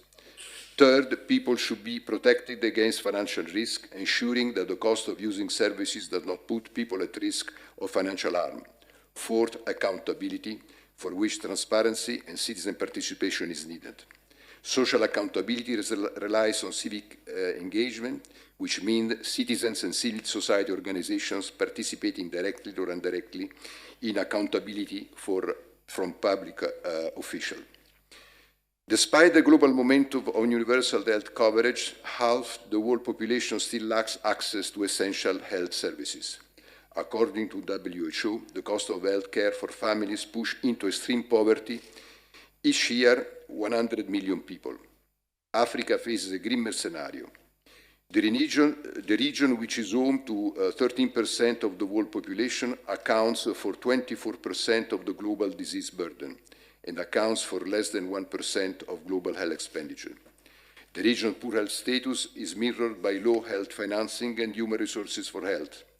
With only 3% of the global health workforce and only 1% of the world health expenditures, most African countries remain ill-equipped to adequately address their health problems. According to the African Union, low per capita income, limited capacity for domestic revenue mobilization, and pervasive health system bottlenecks complicate the ability of government to respond to health challenges. To confront these challenges, we can, however, look to and learn the lesson from the good practices of some African countries, taking the lead in implementing universal health coverage reforms in which AMREF is engaged, such as Rwanda, Ghana, Ethiopia, and to a certain extent Kenya. These include effective efforts in building efficient, resilient, and well-run health systems that focus on primary health care, creating sustainable financing for our services, improving access to essential medicines and technologies, improving governance and management of health services, maintaining a sufficient capacity of well-trained, motivated health workers, and having a robust information system to inform decision-making. In Ethiopia, a health extension program trained and deployed over 38,000 health workers to deliver primary health care services in rural communities. Running from 2003, this program was essential to expanding access to primary health care. Its success, made possible by the commitments of the Ethiopian government, partners, and of course dedicated health workers, demonstrated the importance of investing in human resources for health and delivering essential health services in the community level. In Ghana, a tax-funded national health insurance system, known as the National Health Insurance Scheme, covers 95% of diseases that affect Ghanaians, enabling financial protection and expanding coverage. This system is an example of the type of reform that can help countries to minimize healthcare costs that often lead to or exacerbate poverty. Rwanda has also made significant strides toward universal health coverage. By implementing ambitious reforms starting in 2000, the country has transformed its health system through the community-based health insurance program for the informally employed and a state social health insurance system for employees in formal employment. The program has an enrollment rate of 80% and is financed by members' contribution, 66%, state subsidy for indigents, 14%, and the balance, 20%, covered by development partners. In 2016, Kenya started an ambitious journey toward universal health coverage. The implementation of this program started in December 2018, and the pledge is to make affordable quality healthcare services available to all households within 4 years. An ambitious target in a country where 80% of the population does not have any form of health insurance. Such commitment and results are not the same in other African countries, but new efforts after failures are underway, as for example in Nigeria. Developing local or regional capabilities for research and facilitating collaboration between researchers, communities, policymakers, and health practitioners is fundamental to achieve universal health coverage in Africa. Collective knowledge and experiences must be at the heart of decision-making also in this field. Universal health coverage is a global priority, but the responsibility to achieve it lies primarily with governments, African governments in this case, with the necessary support, strong support of the international community, considering the common interest that we have, all of us, in the wellness of Africans and of the whole of other countries which are engaged in these endeavors. Thank you.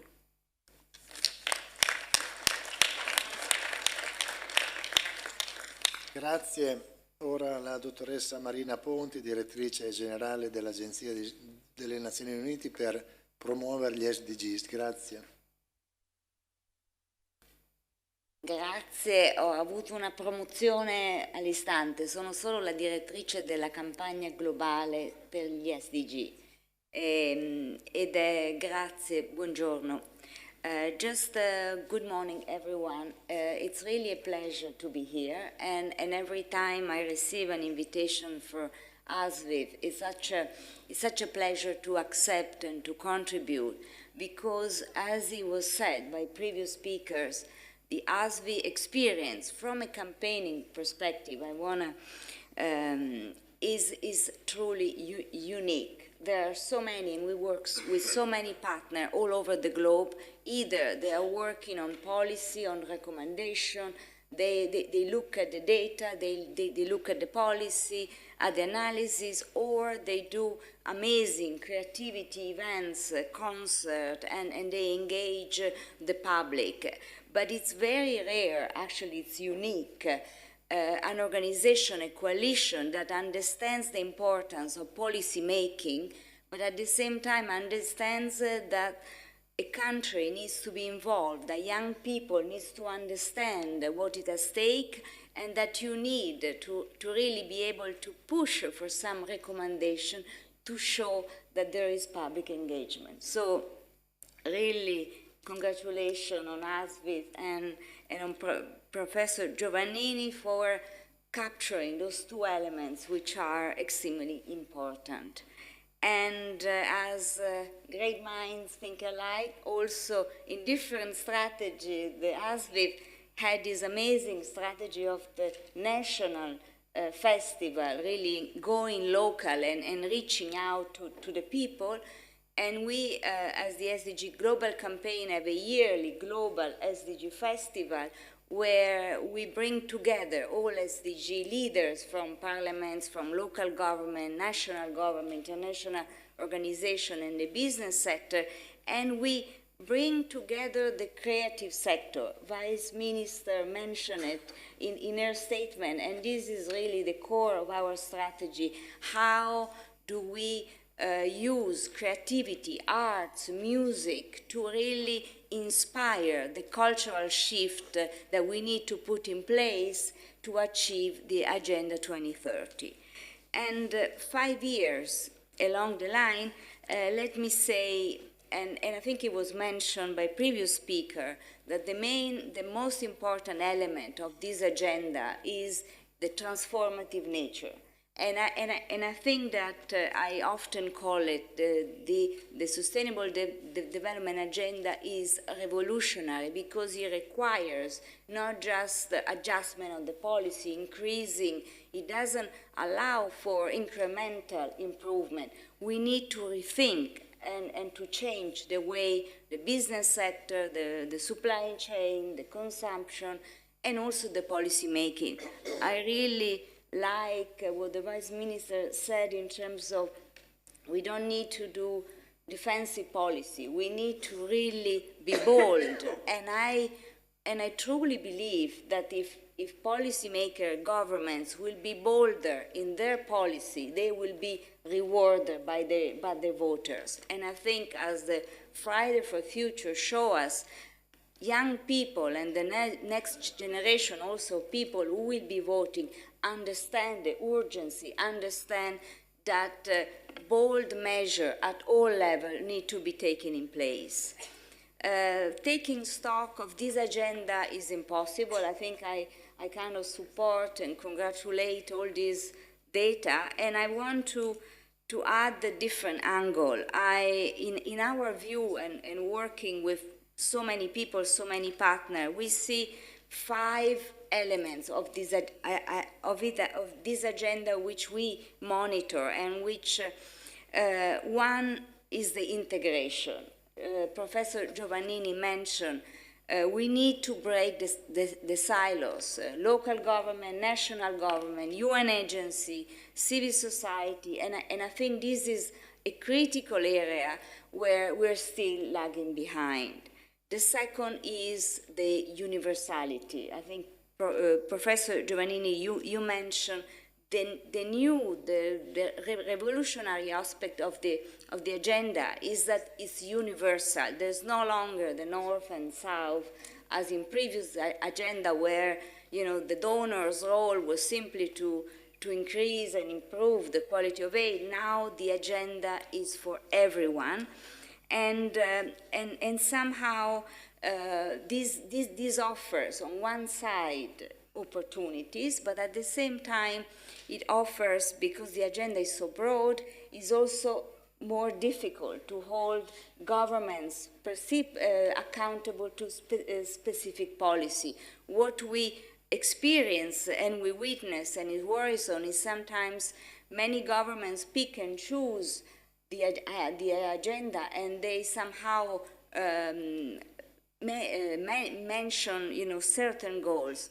The agenda is holistic. We should not be picking and choosing the goals that are more suitable to our priority. We should embrace the whole totality. Then a third point in which we really believe as a campaign is that the agenda is about trust. The agenda has the potential to rebuild the trust between the citizen and the institution at all levels.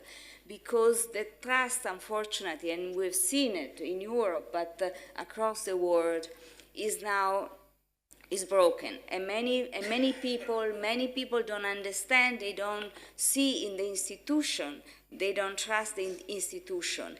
And the agenda, because it embraces all the fundamental human rights of the people, has the potential to recreate a dialogue, to engage people, and to actually make understand that there is a plan, there is a shared plan, and that we can all work together. And so what we often call the agenda, we call it as a new social contract between people and institution. And then the fifth element, which is hope. And I think we don't, every day somebody asks me, how are you doing with the goals, how do you see the world? And of course the news on health, on climate action, are alarming and are challenging.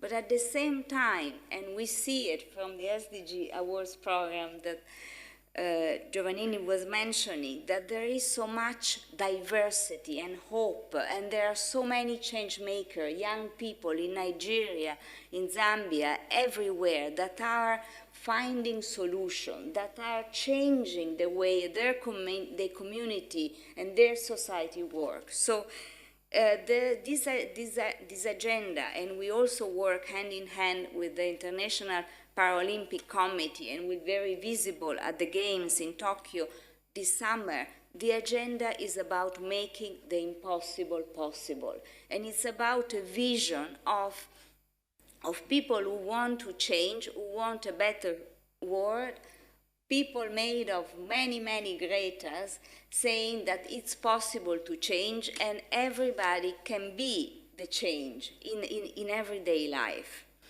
So because of this situation, and as was also mentioned, 5 years is not enough. What we see are incremental progress, but we need the transformation. And this is why the Secretary General announced last September at the General Assembly and launched earlier this year the decade of action.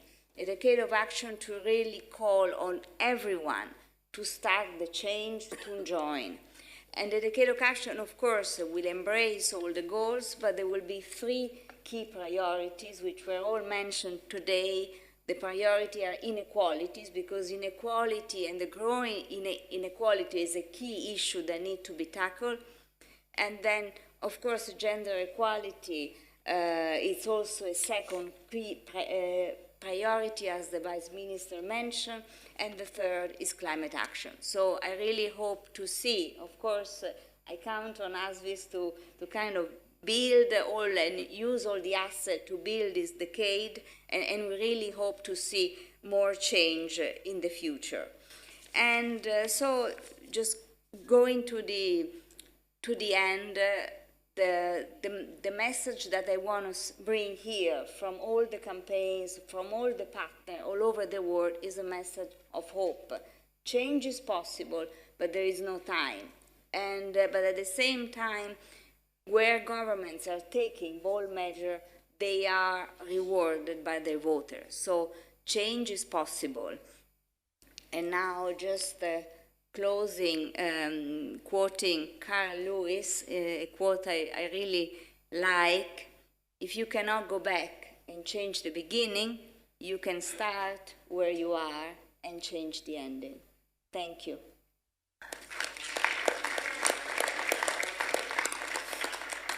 Grazie.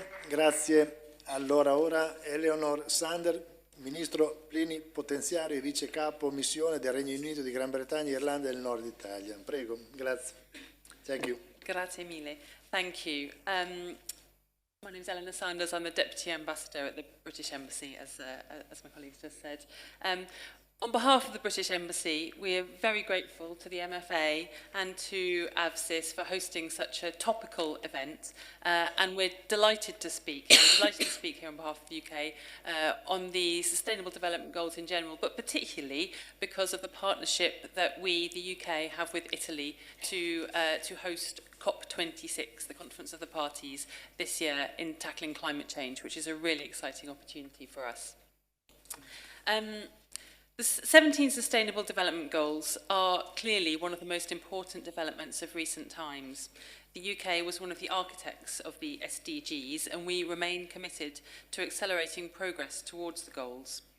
To this end, we will continue to work in collaboration with all countries across the world to deliver the goals, because we believe that this will improve life for everyone, everywhere.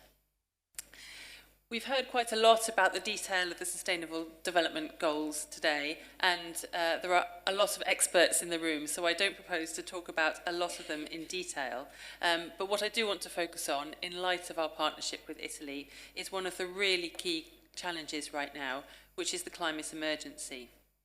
As we all know, the ongoing increase in global warming risks undoing a lot of the development gains that we have made in recent decades as a world, and could push an additional 100 million people into poverty by 2030. Clearly, that's not in the letter or the spirit of the SDGs, and feels like we could be going in the wrong direction rather than the right direction. So the Sustainable Development Goals, climate change in particular, have been at the heart of our work on sustainable development as the United Kingdom. Domestically, in terms of leading efforts around the world to cut emissions, in building resilience in our domestic system, and mobilising private sector investment, which we believe is extremely important. Also in implementing the Paris Agreement from 5 years ago. The UK government is committed to align its official development assistance, ODA, with the Paris Agreement. And we're also the first G20 economy to legislate for a domestic net zero emission target by 2050. And internationally as well, we are on track to deliver our commitment to provide at least $7.3 billion to help countries mitigate against the impacts of climate change and to pursue cleaner economic growth. And of course, probably the reason why we have this speaking slot today, our COP presidency and our partnership with the Italian government. As you will probably have seen, our two Prime Ministers launched the COP26 agenda in London at the Science Museum this Tuesday.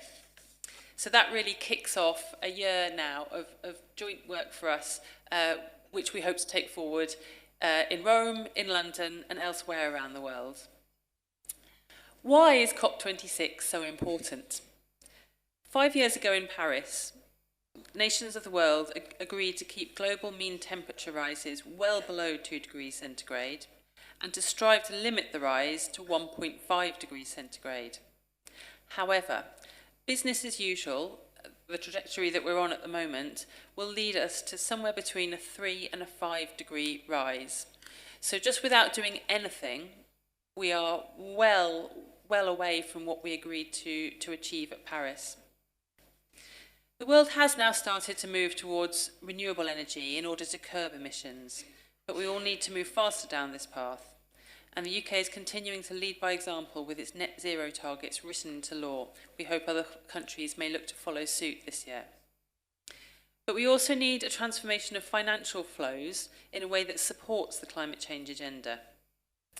Estimates suggest that at least $6 trillion per annum of new or reallocated infrastructure investment into greener projects up to 2030 will be required to meet the Paris commitments and the wider Sustainable Development Goals.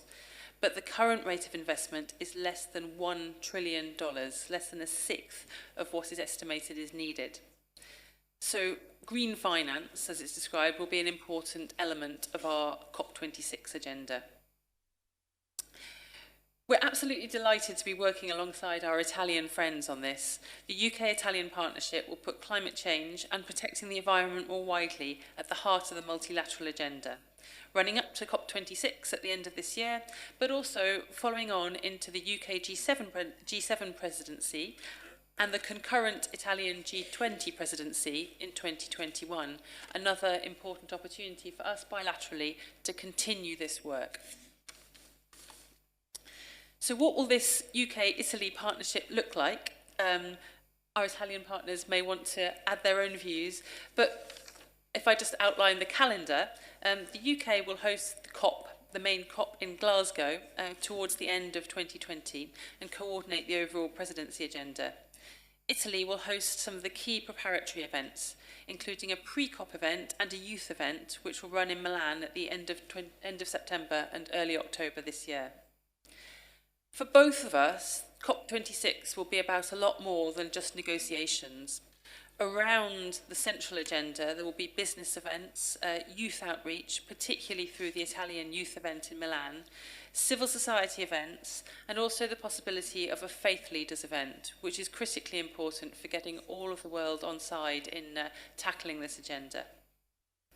Working in partnership with Italy allows us to be more dynamic, have greater reach, and draw on the strength of our existing bilateral relationship in moving this serious agenda forward. Therefore, we believe we have a very exciting year ahead of us with our Italian partners, and we hope that all of you can be part of that in some way. Thank you.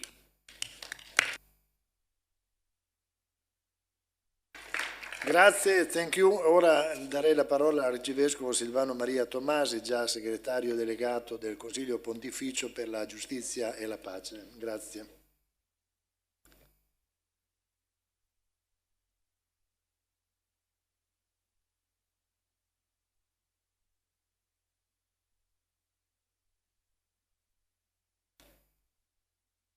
And first of all, I would like to thank for the invitation to participate in this nice exchange on development and the global sustainable goal. When we talk about sustainability, I think we talk about inclusion and about all voices being heard, especially those normally marginalized from this kind of discussions, such as the poor, the migrants, the indigenous people, and the young people. Sustainable Development Goals implementation is about leaving no one behind, as the phrase used by Pope Francis. The Agenda 2030 and the Social Development Goals approved by more than 190 nations in 2015, has been a great step regarding global dialogue and towards a much needed new universal solidarity. Different religious traditions, including the Catholic one, have welcomed the SDGs because they are the result of global participatory processes which reflect people's value on the one hand and are underpinned by a holistic understanding of development on the other. Yet to propose a dialogue on inclusive and sustainable development requires also to acknowledge that development is a complex word that often has remained underdeveloped. When we speak of development, we must always clarify development for whom? Development for what? For too long, the conventional idea of development was almost entirely reduced to economic growth. National development indicators have over-relied on gross domestic product indexes. This has guided a modern economic system down a dangerous path, one that evaluated progress only in terms of material growth, for which we are almost obliged to irrationally exploit both nature and humans. However, to speak of development, if we are talking about human development, is to speak about the development of all people, not just a few, and of the development of the whole human person, not merely for his or her material dimension. Hence, a fruitful discussion on development should offer feasible models of social integration and ecological care, since we cannot develop as human beings by fomenting increasing inequality and ecological degradation. When, for example, due to inequalities in power, the burden of immense debts is carried on the shoulders of the poor and of poor countries, when unemployment is rife despite business expansion, or when people are treated merely as a means for the growth of others, then we need to question the model of development altogether. Similarly, when in the name of progress we destroy the source of development, our common home, then such model needs to be challenged. By questioning the model and revisiting the economy of the world and itself, interlocutors in a dialogue on development should be able to find an alternative economic and political global system. Yet for that to happen, we need to address the causes of the distortion of development, what we call in the Catholic tradition structural sins. Denouncing such sins is already a good contribution, often make to discussion on world development. Yet alongside denouncing, we need also to propose ways for people and communities to convert from such structural sins. Denunciations and proposals are not only for others, but also for us. In fact, we should all commit to promote and implement development goals that are underpinned by our deepest religious and ethical values. Human development is not just an economic matter or something merely for experts, but it is first and foremost a vocation, a call that requires a free and responsible answer. Concrete answers to the cry of the earth and the cry of the poor forge actual development in a sustainable way through processes open to people's participation. Concrete proposals to facilitate the development of those in need, which includes, in the words of Benedict XVI, the possibility to generate an unprecedented large-scale redistribution of wealth. Concrete economic policies that are people-centered and can promote a more humane market and society. Concrete economic measures that take seriously into account the common home. The reminder that everything is interconnected is an important contribution that Pope Francis makes through his teaching. In this sense, the UN Agenda 2030 proposes to integrate all the interconnected goals through the 5 Ps: people, planet, prosperity, peace, and partnership.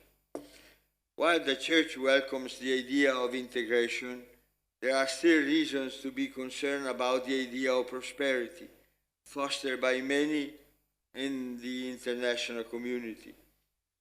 Are we talking about a prosperity based on the myth of unlimited growth and consumption, for whose sustainability depend only on technological advancement? Because we can still find those who doggedly uphold this myth and who then tell us that social and ecological problems will solve themselves simply with the application of new technology and without any need for ethical considerations or deep change. While integrating a set of development goals is necessary, it is certainly not enough for a sustainable and just world order. Sets of external goals need to be underpinned by internal goals, change of policies, a change of attitude, and a change of heart.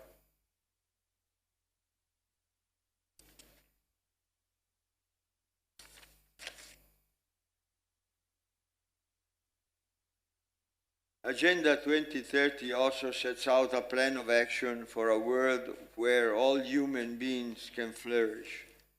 Yet it risks turning into a simply technocratic response to challenges if we do not pay attention to the fundamental value shift required. We must be prepared to make rapid and radical changes and resist the temptation to look for solutions to our current situation in short-term technological fixes without addressing the root causes and the long-term consequences. Today, after 5 years from the adoption of the SDGs, we have to realize even more clearly the importance to accelerate and tailor our actions to adequately answer both the cry of the earth and the cry of the poor. The challenges are complex and have multiple causes. The response has to be multi-layered and address multiple levels of society. Respect must also be shown for the various cultural riches of different peoples, their art, their poetry, their interior life and spirituality. If we are truly concerned to develop an ecology capable of remedying the damages we have done, no branch of the sciences and no form of wisdom can be left out, and that includes religion and the language particular to it. They can help us to find actual integral development, which is the new name for peace.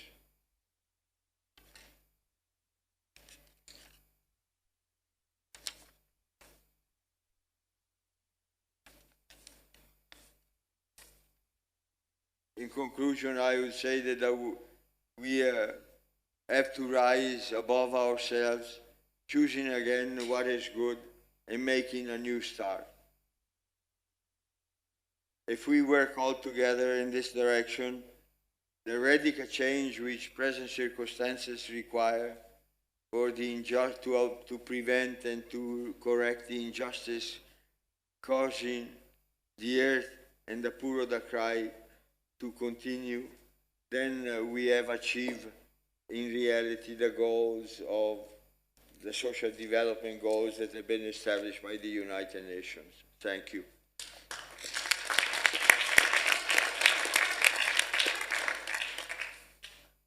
Grazie.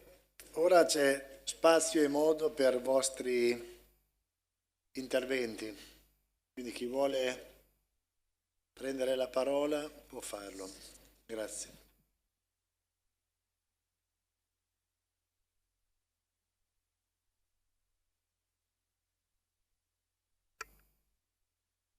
Please. Merci. Bonjour, j'aimerais commencer par vous remercier de cette invitation à l'ASviS, au vice-ministre, au secrétaire général, et de pouvoir être ici pour vous écouter et apprendre toutes les initiatives que l'Italie et d'autres pays sont en collaborant pour le SDG. My name is Anna-Luisa Thompson-Flores. I am the director of the UNESCO Regional Bureau for Science and Culture in Europe. And we have the privilege and the pleasure to be located in Italy, thanks to a generous contribution of the Italian government towards the work that we do. We focus in Southeast Europe and the Mediterranean, part of the Mediterranean, and mostly in culture and science, in different aspects which I will not go into because there's a lot of things we are doing. But we'll always appreciate a collaboration and financial support to do better and even more. But I want to highlight a very recent example that supports so many points that were raised in all your interventions, from the aspect of leaving no one behind, from the aspect of including youth, from the aspect of hope, that we should never lose hope, that yes, we have to be, as I say, hoping for the best, but planning for the worst kind of situation. But more important, how all of us, regardless of where you're from or where you're working or what kind of work you do, whether you are a civil servant, a businessman, a technical person, a student, how all of us have a part to play in this challenge. And the example I want to give is recently, a year ago, Our office, who also includes in its mandate ocean literacy, it's actually the only subject for which we have a global mandate, not just Southeast Europe and part of the Mediterranean. We received a contribution from the Swedish government. And from that contribution, we were able to develop something we call the Ocean Literacy Tool. It's a package, an educational package, so we're coming back with the points that were also raised about the importance of education, which we bring to the schools to inform them about the importance of oceans and how oceans contribute to climate and how protecting the oceans is important to protect climate change, i.e. another point that was raised as one of the most important challenges of all the SDGs. And so with the Swedish contribution, we developed this tool. But with Prada, a private industry who recently joined also in this initiative, we are able to provide this tool in a number of schools. And just to name a few, schools in Berlin, in Mexico City, in Johannesburg, in Lisbon, in London, Milan, New York, Paris, Shanghai, and Venice. And I think I want to just bring this to your attention because it shows how all of us together towards a common goal, bringing in different types of contribution or interest can actually make a change. Doesn't mean there's not so much more to do, but we need to work together, and I thank you for your attention. And of course, if you want more information and wish to also contribute and assist us in our work, of course, we're always here to provide the information. Thank you again for your invitation.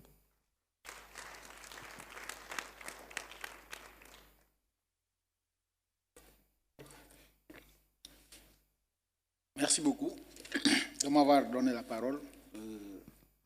Je suis le représentant de l'ambassade du Sénégal. Madame le ministre, Monsieur le Président Stéphanie, je voulais juste intervenir sur une des recommandations que le rapport que vous avez établi a fait, portant notamment sur l'aide publique au développement. Toutes les discussions que nous venons d'avoir sont très très intéressantes et nous réjouissons vraiment de cet événement et de l'invitation qui a été adressée au Sénégal. Mais nous avons un point de vue que nous souhaiterions partager sur l'aide publique au développement. Elle est très, très, très intéressante, elle est très importante également pour des pays comme le Sénégal, pour des pays africains et d'autres pays en développement. Et de ce point de vue, nous l'accueillons comme un bon concept et nous saluons également les efforts que l'Italie fait dans ce sens. Madame le ministre a indiqué que 46% de l'aide publique au développement italien était consacré à l'Afrique, ce qui est un pourcentage très, très important que nous apprécions fort bien. Mais nous souhaiterions aussi partager l'opinion que l'aide publique au développement a des limites, visiblement. Elle a des limites parce que déjà, il y a pas mal de pays qui sont appelés à donc, fournir cette aide, 0,7% de leur PIB pour les pays en développement, mais qui n'ont jamais réussi à le faire. Et je pense même que si même ils arrivaient à le faire, ça ne résoudrait pas le problème, parce que l'aide seule ne peut pas développer un pays. L'aide seule ne peut pas développer un pays. Parce qu'elle mine déjà les bases pour la suite. Les personnes ne se sentent pas forcément impliquées et ils sont peut-être d'une certaine manière diminués avec l'aide. Donc l'aide n'est pas mauvaise, mais l'aide seule n'est pas la solution pour réussir à aider les pays africains, les pays en développement dans le monde, à sortir de l'ornière. Il faut donc, nous le proposons en tant que le Sénégal, depuis des années, travailler à impliquer le secteur privé pour des investissements plus durables, pour des investissements plus conséquents, qui pourraient également impliquer davantage et de façon plus acceptée les peuples qui sont concernés. C'est pour cela que nous réjouissons que le président Stéphanie ait dit que le secteur privé est là, contribue également aux actions de l'association ASviS, mais nous pensons qu'il faut que vraiment ce secteur privé-là soit encouragé à venir en Afrique. Pour ce qui est du Sénégal, par exemple, nous savons que le secteur privé italien n'est pas forcément aussi actif qu'il aurait pu l'être. Nous proposons que ce secteur privé-là investisse dans les pays africains, qu'ils prennent le risque. Il y a des risques certainement, mais qu'on prenne ces risques-là pour donc apporter le véritable développement. Dans l'histoire, l'Europe même a eu à bénéficier de ce type d'appui, qui n'est pas forcément une aide directe. Et c'est l'appel que nous lançons quand nous avons des partenaires comme l'Italie, comme d'autres, et le secteur privé présent. Il faut que nous insistions, certes, sur l'aide, mais surtout sur l'investissement. Et je pense que c'est cela seulement qui peut permettre de réussir le développement intégral centré sur l'humain que nous souhaitons. Merci. Merci. Prego, vice-ministre, prego. Merci beaucoup pour votre contribution parce que c'est très ponctuel. Vous savez que je suis rentrée du Sénégal il y a 4-5 jours et alors je connais la situation très bien et le Sénégal en particulier, mais tous les autres pays que je mentionnais avant sont un pays, le Sénégal en particulier, où l'Italie a été présente il y a 40 ans peut-être, avec vraiment un grand nombre de NGO et autres activités. Merci beaucoup pour avoir dit que c'est très important d'impliquer aussi le secteur privé. Mais je veux répéter que nous avons impliqué le secteur privé dans notre structure de coopération. Et ça, c'est la chose la plus importante sur laquelle nous allons faire beaucoup aussi de soutien politique, parce que je pense que c'est la solution pour rendre notre intervention réellement soutenable. Alors, je veux vous rassurer que ça, c'est quelque chose que nous prenons vraiment en considération très sérieux. Et je veux dire aussi que certainement nous avons besoin de votre collaboration. Notre concept de développement est un développement partagé. C'est pour ça que j'ai allé au Sénégal, mais j'ai déjà allé à l'Éthiopie, au Somalia, et j'irai au Soudan dans quelques semaines. C'est une question de partager notre opinion sur la question, d'être sûr que ce que nous avons en train de faire est partagé avec vous et que la collaboration entre nous, surtout pour les entreprises et autres choses relatives au secteur privé, devient quelque chose qui va vraiment respecter et refléter aussi la situation locale. Alors, je vous remercie, mais je voulais vous dire, rassurer sur cette question en particulier. Merci beaucoup. Grazie. Altri interventi? Prego. Prego.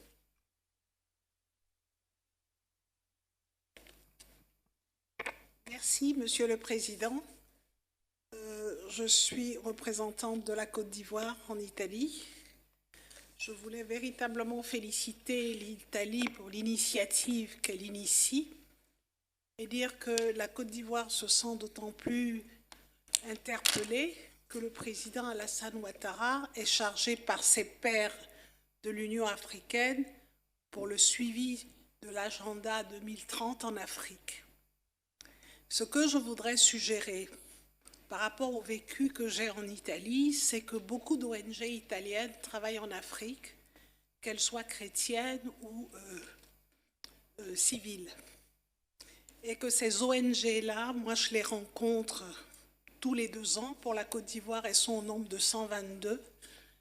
Qu'elles pourraient être une plateforme d'échange avec les organismes, en particulier, je pense à Monsieur Mauricio Melani, d'échange de façon qu'il y ait un échange et des objectifs qui se dessinent, D'autant plus que ces ONG travaillent également avec des ONG ivoiriennes et que certaines sont très anciennes en Côte d'Ivoire, comme Don Orion, Sant'Egidio, etc., et qu'on pourrait ensemble, à partir de ces plateformes-là, construire quelque chose et créer localement une dynamique, qu'elle s'adresse aux jeunes ou qu'elle s'adresse aux femmes ou au secteur privé.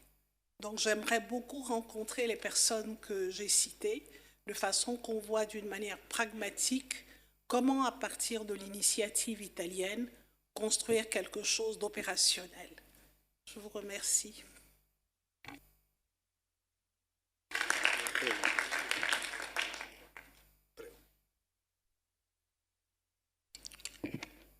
Merci, Monsieur le Président de la séance. Au regard de l'état des lieux, tel qu'il vient de nous être fait avec brio par les différents intervenants qui se sont succédés dans cette salle, il convient de noter que les efforts importants consentis par l'Italie en vue de la réalisation des objectifs du développement à l'horizon 2030 méritent d'être loués. Cela dit, mon intervention porte sur la dimension climatique. Ça a été longuement évoqué ici.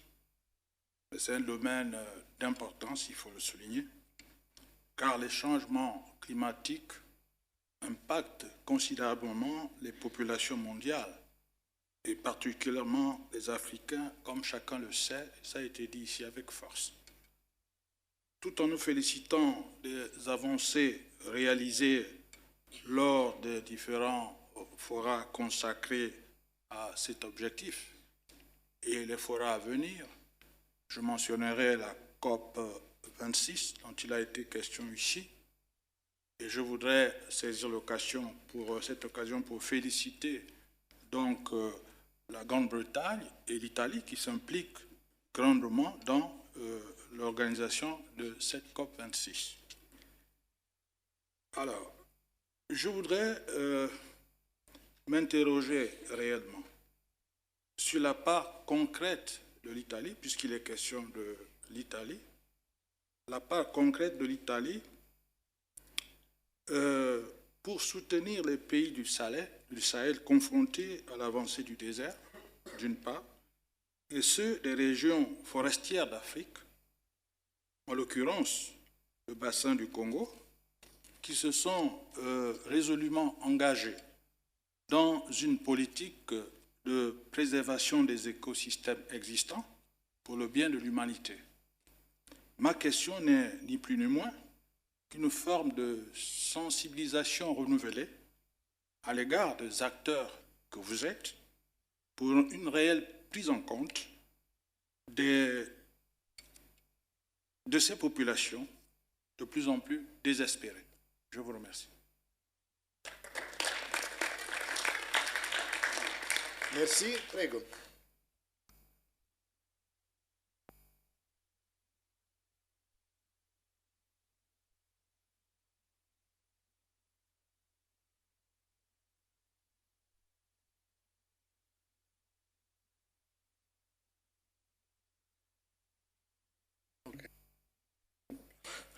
Thank you for this opportunity.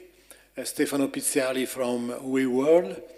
As you know, the involvement of youth people is extremely important to achieve the Sustainable Development Goals. Due to this, we are leading a pan-European project involving more than 20 European countries to increase the attention of European youth people about the connection between economic development, movement of population, and climate change. This three-year pan-European project will involve also the next COP26 in the next months of September and October. So we are cooperating with the municipality of Milan and of course with many other organizations through Europe and especially also here in Italy, for example, ASviS, to increase the participation of youth people of this important event. We hope that this conference could be also a step toward this important appointment for the next autumn, and we are confident that the involvement of youth people can be an important contribution to achieve the Sustainable Development Goals. Thank you. Grazie. Prego.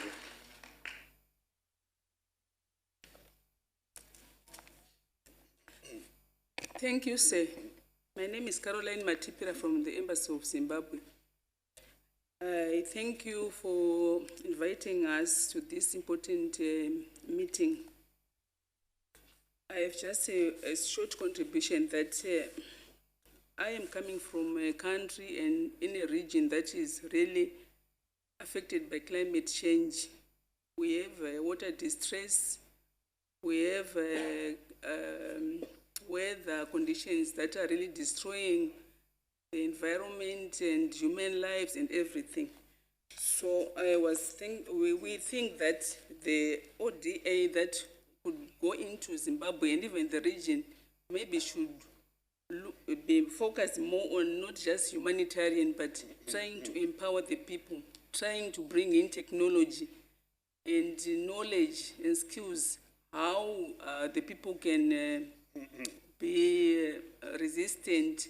For example, I've once mentioned this at the WFP that the WFP has been helping the Sahel to capture water that comes in from the rain to replenish aquifers. For example, in Zimbabwe, our aquifers are dry. Wherever you are trying to dig water, there is nothing. So those are kind of things that the ODA can address, that you impact skills that people are able to even to harvest the water that is just flowing because our topsoil has been destroyed. So I think that could help to improve food production and things like that. I thank you so much for this. Grazie.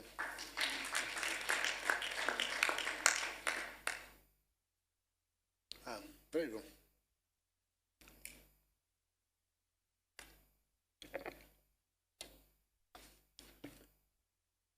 Mesdames, Messieurs, Madame le membre du gouvernement italien, bonjour. Je m'appelle Georges Gonçalves et je suis l'ambassadeur de la République de Cap-Vert en Italie. Une petite intervention, juste pour tout d'abord très sincèrement vous remercier de l'invitation que vous nous avez faite pour être présent et participer à cette importante conférence, et aussi de vous féliciter pour sa réalisation, moyen de nous faire connaître donc toutes les performances de la République italienne dans le cadre du développement durable. Le Cap-Vert, on disait ça, maintenant on dit Cabo Verde, est un petit pays de la sous-région ouest africaine, pauvre. C'est un archipel, un pays très vulnérable aux effets climatiques. Et la preuve, c'est que, par exemple, du fait du changement climatique, ça fait 3 années qu'il n'a pas plu une goutte d'eau dans notre pays. Donc, nous sommes très vulnérables et nous voulons continuer à compter avec des pays amis comme l'Italie, qui y est présent même avant l'indépendance en 1975 jusqu'au jour d'aujourd'hui, que aussi bien au niveau du gouvernement, on coopère avec notre pays, mais aussi au niveau décentralisé. Pas plus tard qu'il y a presque 2 semaines, il y a même le président de la région de Piemonte, Alberto Giriu, qui s'est déplacé au Cap-Vert pour voir dans quelle mesure il peut contribuer au développement de notre pays. La visite s'est déroulée dans de très parfaites conditions. Il y a maintenant une suite.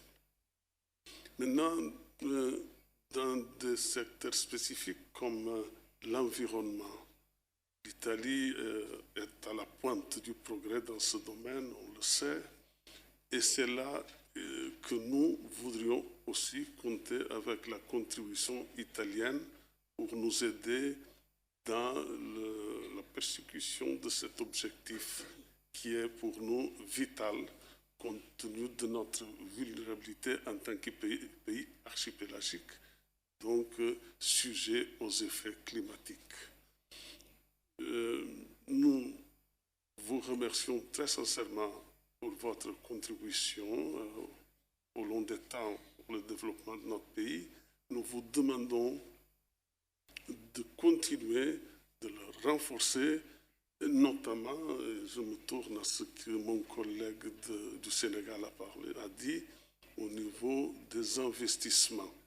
L'aide publique, elle est bonne, elle a eu ses effets, mais elle a ses limites. Alors que les investissements sont vraiment les voies les meilleures pour que nous puissions nous en sortir. Et là-dessus, déjà, les Italiens sont aussi très présents dans notre pays. Ils sont le bienvenu, mais nous voudrions que vous nous aidiez à renforcer la présence italienne en République du Cap-Vert. Merci beaucoup. Merci. Prego.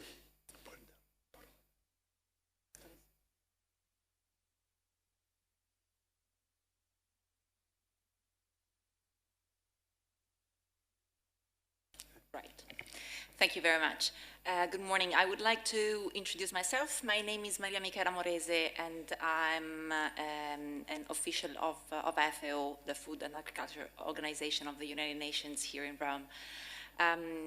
I would like to congratulate the excellent panel of this morning, in particular, of course, Her Excellency Emanuela Del Re, Deputy Minister, and also the President of the ASviS, as well as the Director of the ASviS. I would like to congratulate ASviS in particular for the excellent work around the SDGs and how to measure also the performances of Italy to the achievement of the SDGs. And I would like to highlight that FAO, of course, is very keen on supporting countries and governments in the achievement of the SDGs, and in particular in the context of FAO, the Climate and Environment Department. I'm coordinating a project, an international initiative, which is called the Global Bioenergy Partnership. It's chaired by Italy since the establishment in 2006, thanks to the support of the G8 at that time of 2005, and since then is chaired by Italy, and mostly all the government representatives that are around this table are partners of this partnership. We are around 80 between governments and international organizations. In the context of the partnership, we have agreed upon a list of a set of 24 sustainability indicators to measure the performances of bioenergy, which is produced and used at a national level. And we've measured those indicators in several countries, including Italy, on the biogas pathway.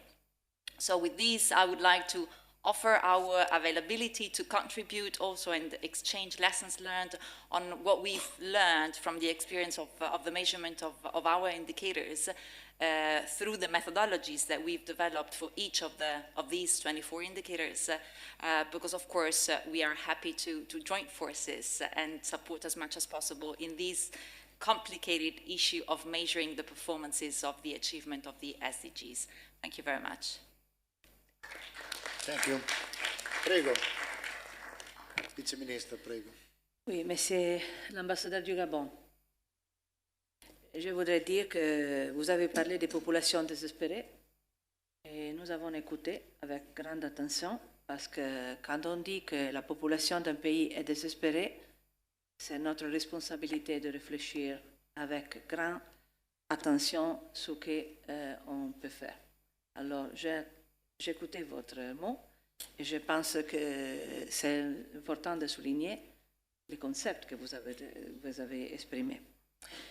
Regarding other interventions that have been made earlier, of course I want to say that we were talking today about Agenda 2030 and development cooperation in particular, but of course this is not the only focus. I just want to say and repeat that Italy is adopting a specific approach, which I define holistic, which is based on many different aspects. Of course, humanitarian aid linked with the ability to empower people, youth and women in particular, and also create resilience. But I don't like the word resilience because I think it gives me the sense of something that resists rather than being proactive. So we are really trying to create as much as possible activities with our NGOs, our structure of development cooperation that can become some enforcer and enabler, an engine that can actually transform all these activities in proactive activities for the local population. I also want to say that in this holistic approach, of course, all the actors are involved, meaning the private sector, not only as an enabler again of NGOs, projects or working together with development cooperation, but of course also something that we want to involve more and more in our international relations and bilateral relations with the single countries. So, we are bringing enterprises to different countries in Africa in particular, and in Asia, of course, but in Africa we're talking about, Africa now. Of course, they are, for us, absolutely fundamental. We are doing as much as possible. The ministry is all engaged in promoting this kind of activities. And apart from anything, you know that recently there has been a very interesting initiative by Minister Di Maio, who actually transferred international trade from the Ministry of Finance and Economic Development to the Ministry of Foreign Affairs. Last thing, because I'm not the one who's going to conclude, I think, I'm not sure. Anyway, the last thing is certainly local institutions. You are right. Thank you for mentioning, because I forgot to say that. Local institutions are absolutely fundamental. We work in partnership with local institutions, but they also, because Italy is a country where local institutions have a life of their own, actually they also implement projects. In Senegal, I discovered that there are projects by local institutions, different municipalities, but also regions, as the ambassador from Cabo Verde was mentioning, are working since decades. The same in South Africa, for instance. So this is, as you can see, when we talk about Italy, we talk about a huge, huge engine made of very many components that are all working to make this machine work and go fast, especially because 2030 is around the corner, so we really have to accelerate. We need a Ferrari to do this, but we have already realized the Ferrari in the past, so maybe we can transform this system in a true, competitive voiture that can actually achieve what we have in mind. So thank you very much for your contributions. I took note of all the very interesting comments that have been made. Thank you. Grazie alla Vice Ministra per l'ulteriore sottolineatura e impegno. Se non ci sono altri interventi, darei la parola al nostro portavoce Enrico Giovannini per riepilogare e fare le sue considerazioni. Grazie Enrico. Thank you very much. A lot of very interesting interventions and we will try to issue a summary after the meeting that could be helpful for ASviS and, of course, government and other institutions on the proposals, suggestions, and so on. And I would like to thank again the Deputy Minister for her participation and for her commitment on this particular issue. A few points that I would like to underline. Africa, This has been mentioned several times, including from representatives from some African countries. Africa is lagging behind, as Maurizio Melani said, but Africa is also an incredible continent. And I know that several African countries are taking the 2030 Agenda very seriously, with all the difficulties, but also with all the richness of a very vibrant civil society. So this is why, in cooperation with the ministry, we would like to try to engage you, especially in the next festival,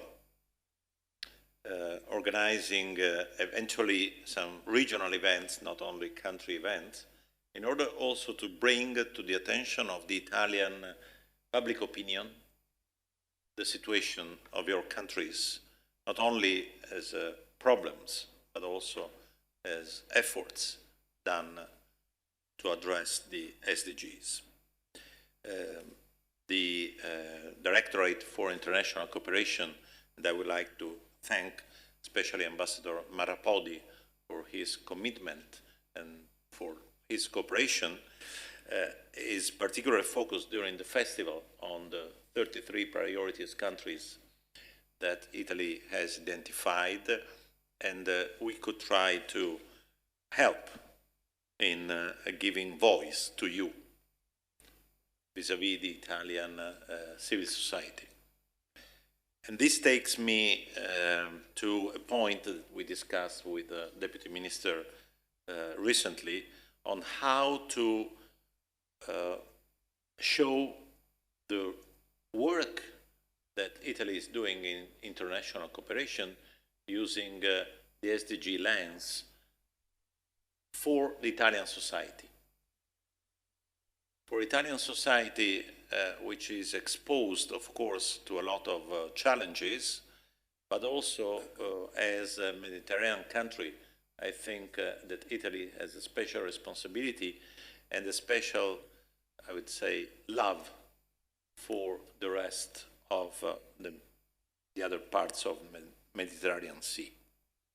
Here, I would like to mention two initiatives that we will ask the government to clarify and initiate as soon as possible. The first one is the establishment of a technopole in Taranto, in Apulia, for sustainable development. This has been financed by the 2019 budget law. It looks like it's close to the start, and that was thought, and I had the opportunity to contribute with the Minister of Education at the time, Lorenzo Fioramonti, to its design, exactly to try to help Mediterranean countries from a technological point of view, as it was said by some interventions before, to address sustainable development. And the second one is the Center for Sustainable Development for Sahel that was announced some time ago, and maybe Italy needs to speed up the implementation. So together we can have, also as ASviS, as Jem Marpaia said, we have a lot of organizations active in Africa, also as Côte d'Ivoire ambassador said, is something on which also ASviS can do a little bit more. Second point that was mentioned by Marina Ponti, the issue of trust in institutions. On the occasion of the World Economic Forum, a quite scaring report was published about trust in institutions in 28 countries, and 52% of the sample surveyed by the survey said that they don't have trust in public institutions, and they don't have trust in this economic model. And Silvano Maria Tommasi mentioned correctly that the current model is not able to address this demand for justice and not only for people but also vis-à-vis the planet. The issue of trust is difficult, but we would like, as ASviS, to make available our experience to your countries. Because I can tell you, and Pierluigi Stefanini knows very well, that putting together 240 plus organizations who often, even during the year, they fight against each other in the public space was not an easy task. So we are ready to share this with your countries, eventually something that we could do together with the ministry in order to show how SDG 17, which also has to do, as correctly Deputy Minister said, with internal cooperation, not only external cooperation, could show what Italy is doing in this respect. Let me conclude with 3 points very quickly. The first one is with UK. I had the opportunity to meet already those who are in charge of preparing COP26, but as Eleanor Sanders said, this is is 1 year and maybe more cooperation between UK and Italy, and we would like to make our experience available to the UK presidency of COP26, but she correctly said that then Italy will have the presidency of G20 in 2021. It's going to be a very difficult task, especially because 2020 G20 is chaired by the United States, a country that is not really investing very much in multilateralism. So I think that the G20 will be a big challenge in order for Italy to build really a step forward. But, as I said, we are at your disposal also on that. The second point is education. As it was mentioned before by UNESCO representative, we are doing a lot, and maybe we can try to translate also in French, as our course for schools is already available in English, to translate also in French this course to make available to Francophone countries, if you are interested in that. The very last point is about again, the capacity of showing what ASviS can do with you over the next few months. And again, let me go back to the issue of festival. I really would like to have, and we will write to you after this meeting, to ask you to be proactive with all the limitations I know embassies have, but really to promote these ideas also from your point of view and not only from the Italian point of view. Empowering people is the keyword that has been used by some of you, especially empowering women and girls. It was mentioned by Elisabetta Belloni, and is one of the priorities for the next decade. We have a lot of organizations engaged on these issues, and again, we can make our experience available to all of you. Let me just conclude thanking you very much. I didn't mention all the offers, like the offer from FIO and others.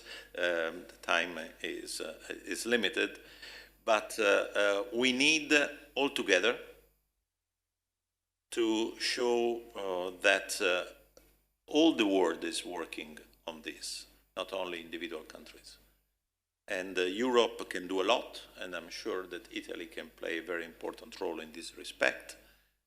There will be events during the festival devoted to this kind of issues, also from a European perspective. I'm very glad that the European Union has decided to use SDGs also, of course, for international cooperation as a general framework. And Italy, that has already done it, can really be one of the best performers in this direction. So I would like to thank all of you for your participation, for what you're doing, what you will be doing together with, of course, the Italian government and ASviS. And maybe we will contribute to the establishment of some ASviS in your countries. And we are ready to cooperate also on that. Thank you again, and I think that it's over. Thank you.